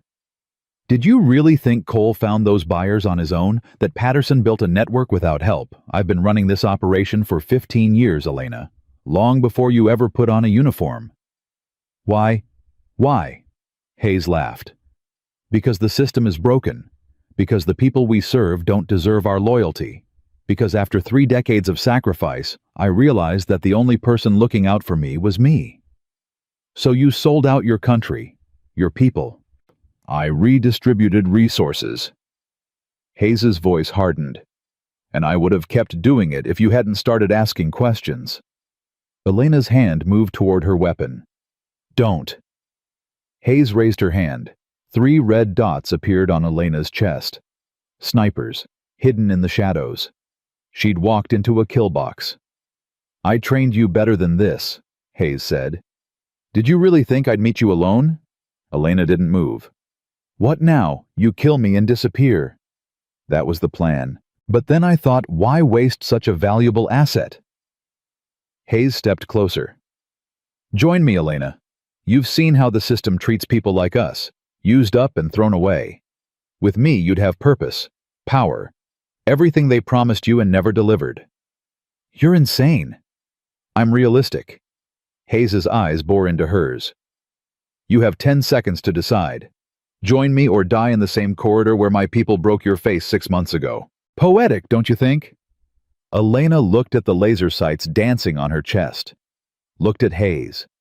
Looked at the shadows where the snipers were hidden. And smiled. "What's funny?" Hayes demanded. "You trained me better than this," Elena said. "But I trained myself even better." She dropped to the ground. The lights went out. Chaos erupted. Gunfire, shouting, bodies hitting concrete. Elena rolled behind a cargo container, drawing her weapon in one fluid motion. She couldn't see the snipers, but she knew where they were.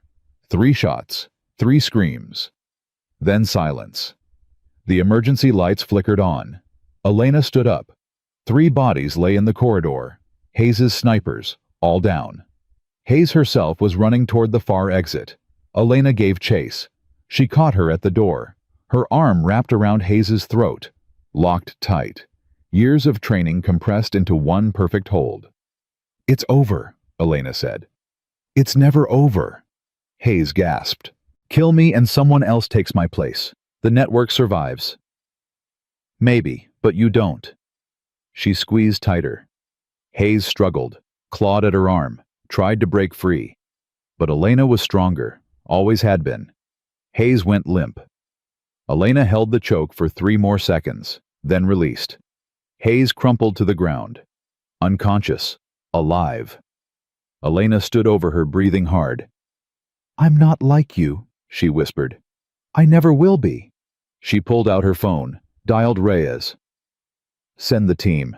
I've got Shepard." His voice cracked with relief. "You're alive." "Yeah." She looked down at Hayes's body. "I'm alive." The tactical team arrived in under 4 minutes. Reyes was first through the door, weapon drawn, eyes scanning for threats. What he found instead was Elena standing over an unconscious woman, breathing hard blood trickling from a cut on her forehead. "Jesus Christ," he breathed. "Are you okay?" "I'm fine." "You're bleeding." "I said I'm fine." Elena stepped back as the MPs moved in to secure Hayes.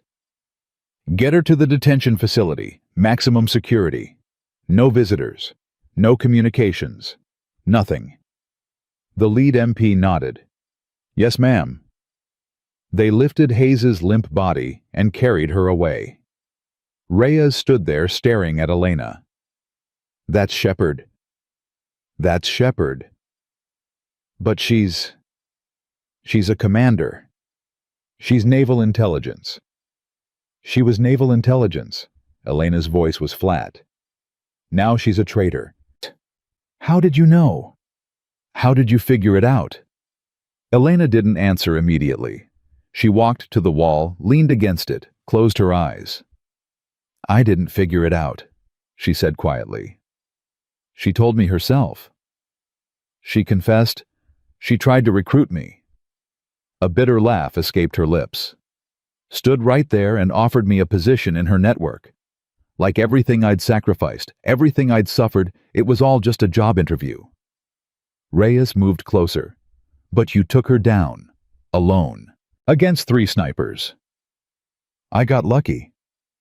"That wasn't luck, Elena. That was—" "Don't." She opened her eyes. "Don't make me into something I'm not. I'm not a hero. I'm just someone who was too stubborn to die." Commander Bishop arrived 20 minutes later. He looked shaken, pale, like someone had pulled the ground out from under his feet. "Hayes," he said. "Commander Rachel Hayes is Shepherd." "Yes, sir." "I've known her for 15 years. We served together in Afghanistan. She was at my wedding." "I'm sorry, Commander." "Sorry." His voice cracked. "She's been running a spy network from inside our own intelligence service. She's compromised operations across 3 continents. And you're sorry." Elena didn't flinch. "I understand this is difficult." "Difficult?" Bishop laughed. It wasn't a pleasant sound. "Chief Cross, this is a catastrophe. The moment this goes public, every operation Hayes ever touched will be under review. Every asset she handled will be suspected. Every decision she made will be questioned. Which is why it needs to be handled carefully." "Handled?" He stepped closer. "How exactly do you suggest we handle the biggest intelligence failure in naval history?" Elena met his eyes. "By making sure she never sees daylight again. By dismantling every piece of her network. And by showing everyone who ever doubted us that the system still works." Bishop stared at her for a long moment. "You really believe that? After everything you've seen?" "I have to believe it, Commander. Otherwise, what's the point?" The interrogation began the next morning. Hayes had regained consciousness overnight, and she was already demanding a lawyer diplomatic immunity and a dozen other protections she knew she wasn't entitled to. Elena walked into the interrogation room at 0800. Hayes looked up, smiled. "Ah, my favorite student. Come to gloat." "I don't gloat." Elena sat down across from her. "I came to give you one chance." "One chance for what?" "To cooperate. Give us everything, names, locations, buyers' contacts. Help us dismantle the network you built." Hayes laughed. "And in return, life in prison instead of death row. That's your generous offer. Spend the rest of my days in a cell watching everything I built crumble." "It's better than the alternative." Hayes leaned forward. "Let me tell you something, Elena. Something they never taught you in training. The alternative is always there. Even when they take away your freedom, your dignity, your name, the alternative never disappears." "What's that supposed to mean?" "It means I'm not afraid to die." Hayes's eyes were cold. "Are you—" Elena didn't answer. "That's what I thought." Hayes sat back. "You see, that's the difference between us. You still believe in things, honor, duty, country, all those pretty words they use to control people like us. And you don't. I believe in reality, and the reality is the people we serve don't deserve our sacrifice. They never have." Elena stood up. "We're done here. Already. We were just getting started. You made your choice." Elena walked toward the door. "Now you live with it." "Elena." She paused. "That night in the corridor," Hayes said. "When Cole kicked your teeth in, I ordered that." Elena turned slowly. "What?" "I needed to know if you were a threat. Needed to see how you'd react under pressure." Hayes smiled. "You exceeded my expectations." Elena's fists clenched. "You ordered the assault. I orchestrated everything. The nickname, the harassment, the escalation. I wanted to break you before you could become a problem." Hayes tilted her head. "But you didn't break. You bent, and then you snapped back harder than anyone expected." Why are you telling me this?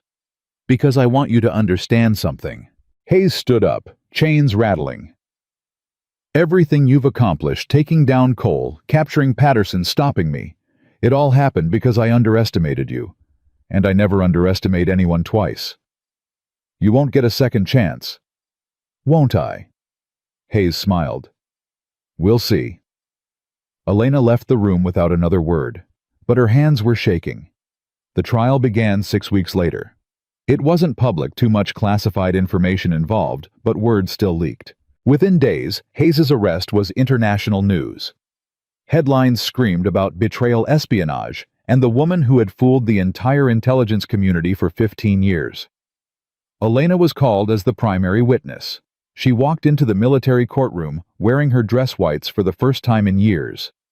Every medal, every ribbon, every commendation she'd earned was displayed on her chest. Hayes watched from the defendant's table, still smiling, always smiling.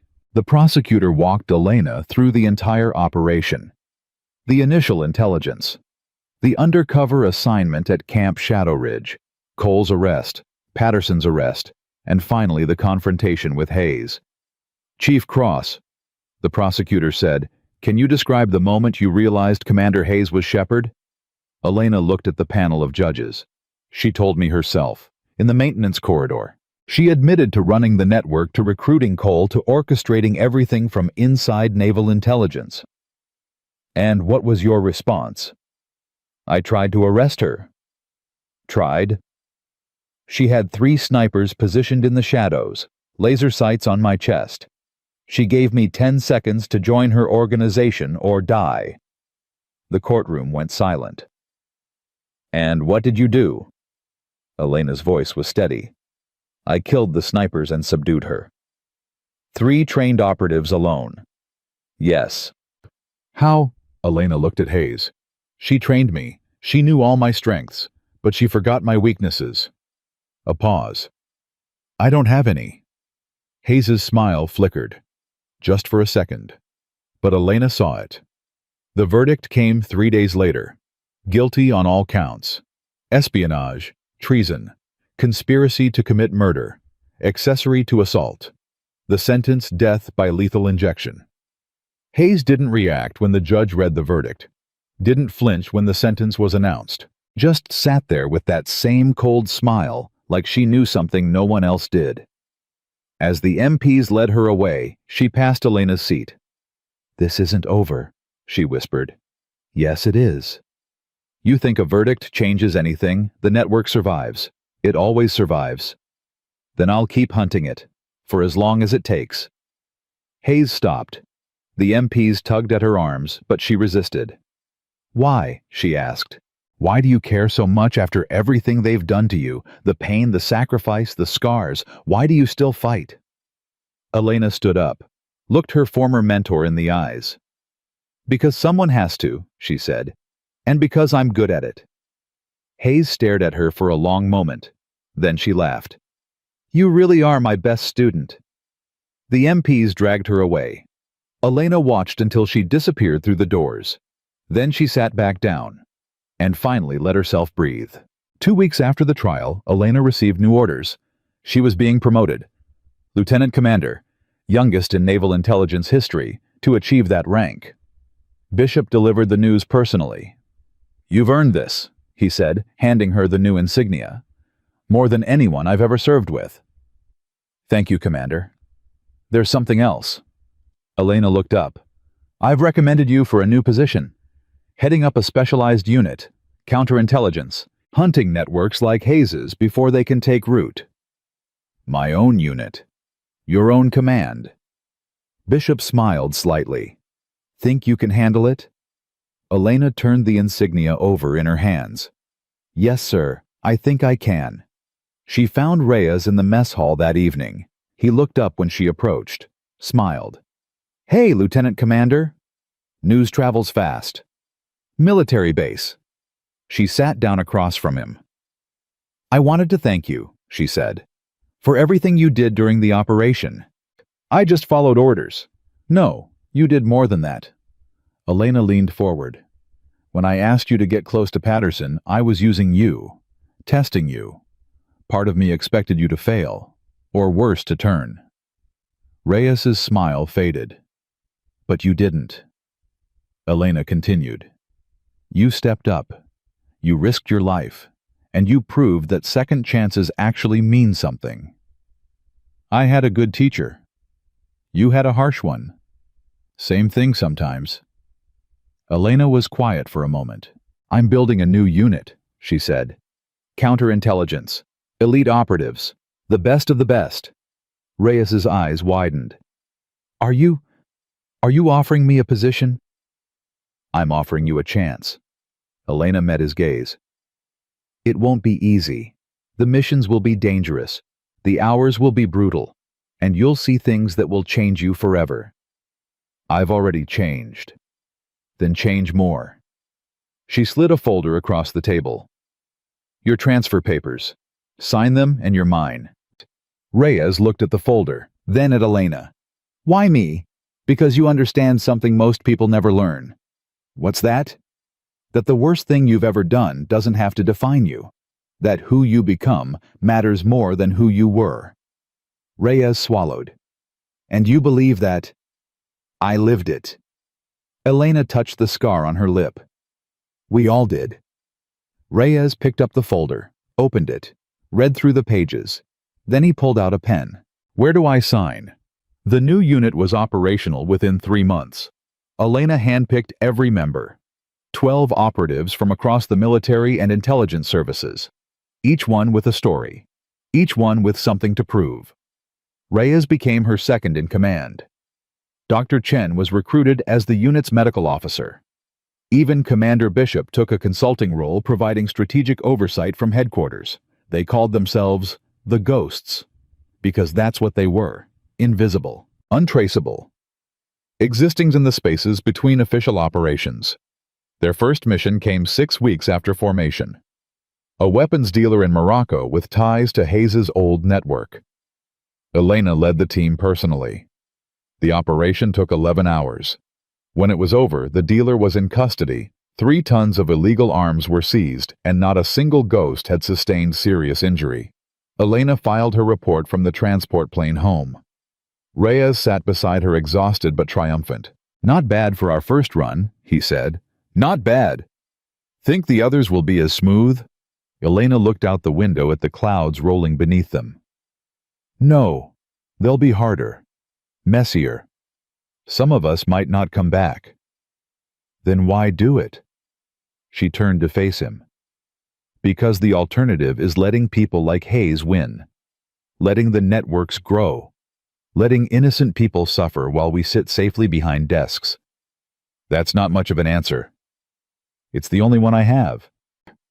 Reyes nodded slowly. For what it's worth, I'm glad I signed those papers. Even knowing what's coming. Especially knowing what's coming.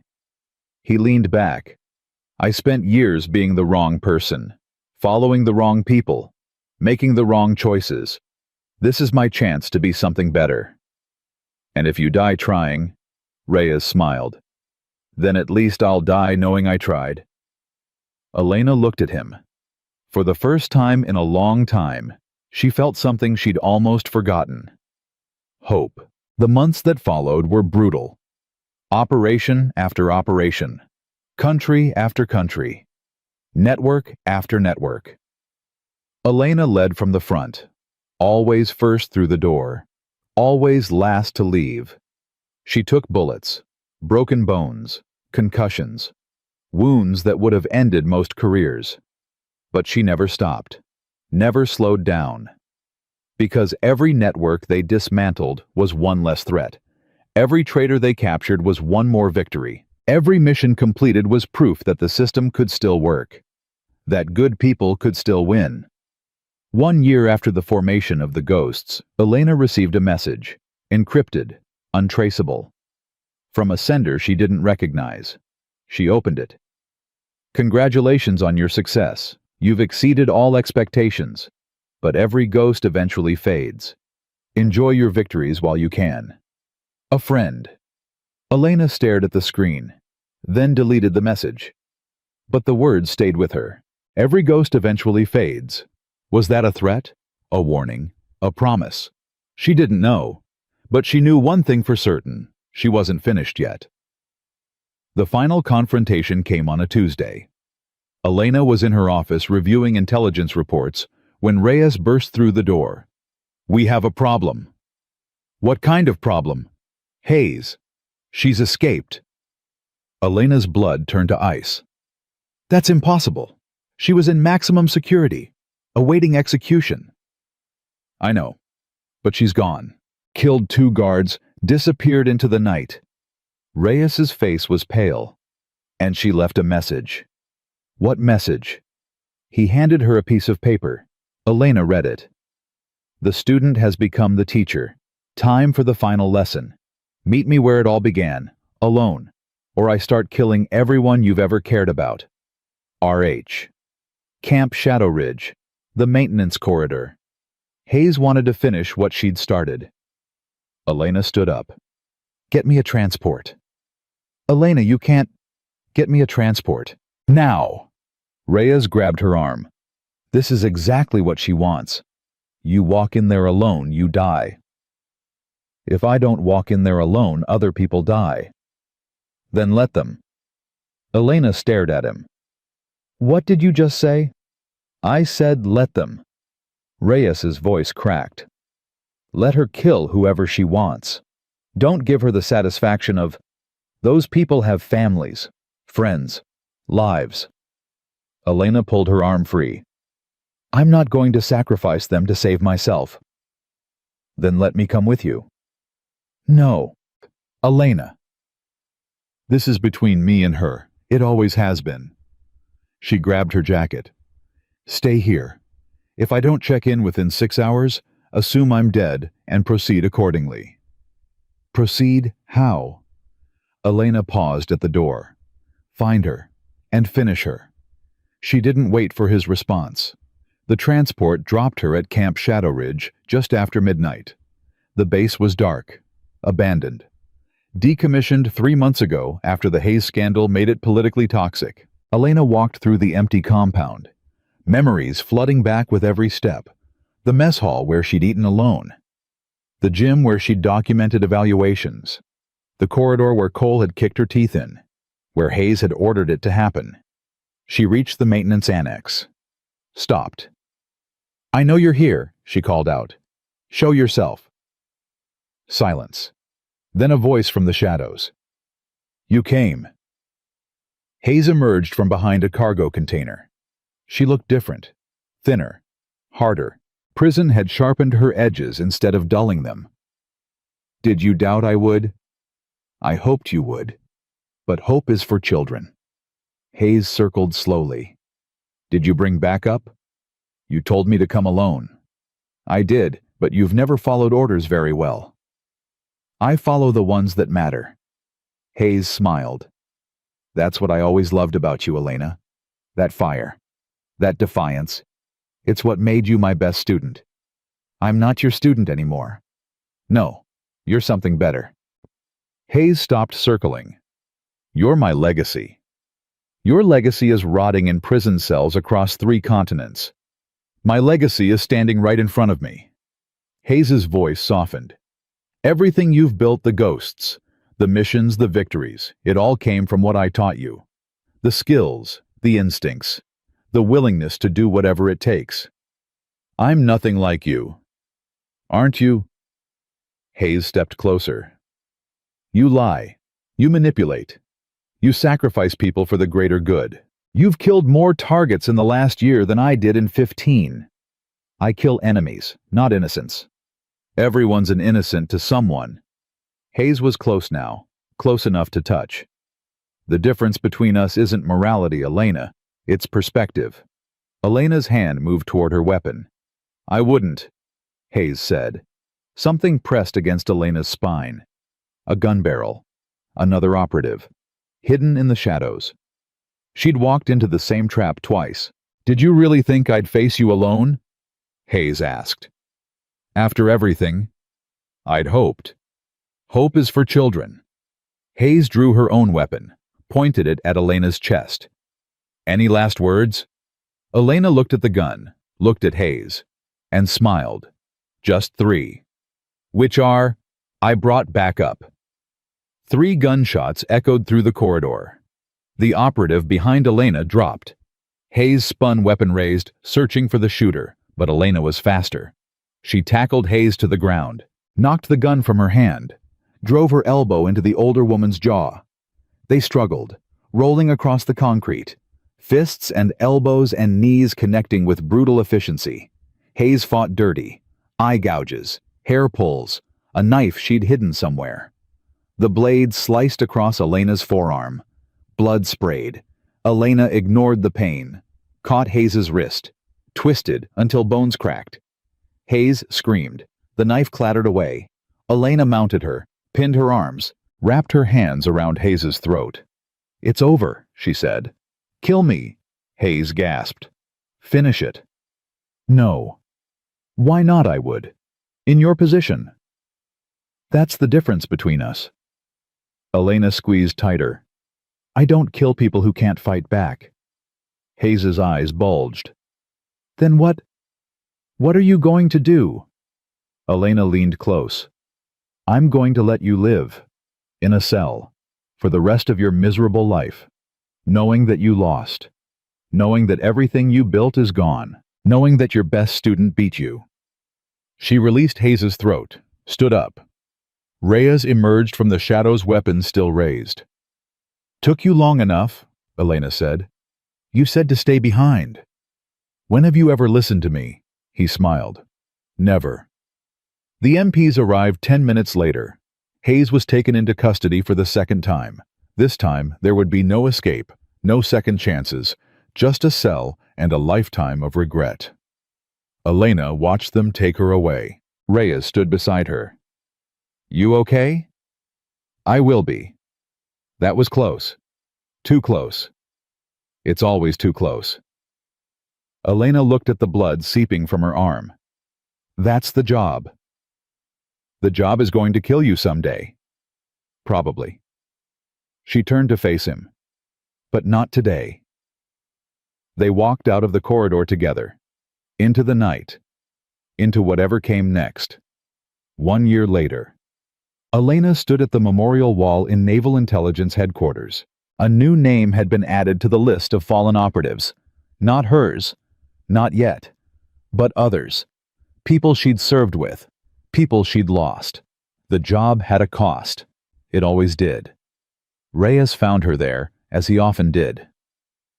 "The new recruits are ready for evaluation," he said. "How many?" 12. Best candidates we've seen in years." Elena nodded. "I'll be there in a minute." Reyes hesitated. "You know you don't have to do the welcoming speech. I can handle it." "I know you can."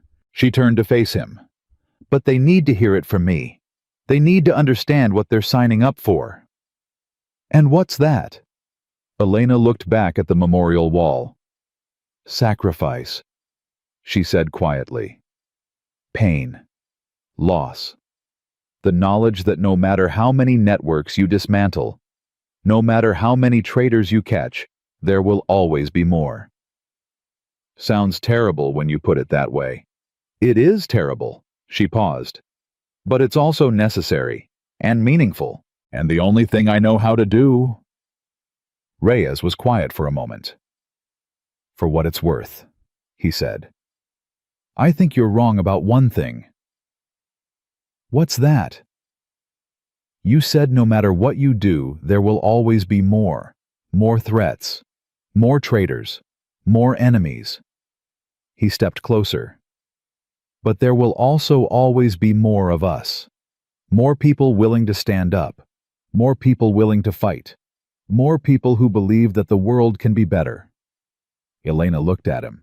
"When did you become so optimistic?" "I learned from someone." She almost smiled. Almost. "Let's go meet the recruits," she said.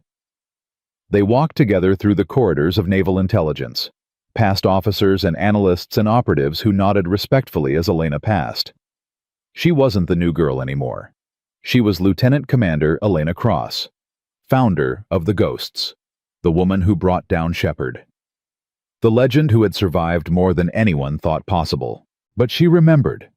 She remembered being dismissed, mocked, beaten. She remembered lying on cold concrete, blood in her mouth, wondering if it was worth it. And she remembered deciding that it was. Because silence wasn't weakness. Patience wasn't surrender. And the most dangerous person in the room was never the loudest. Elena Cross had proven that. Again and again and again. And she would keep proving it.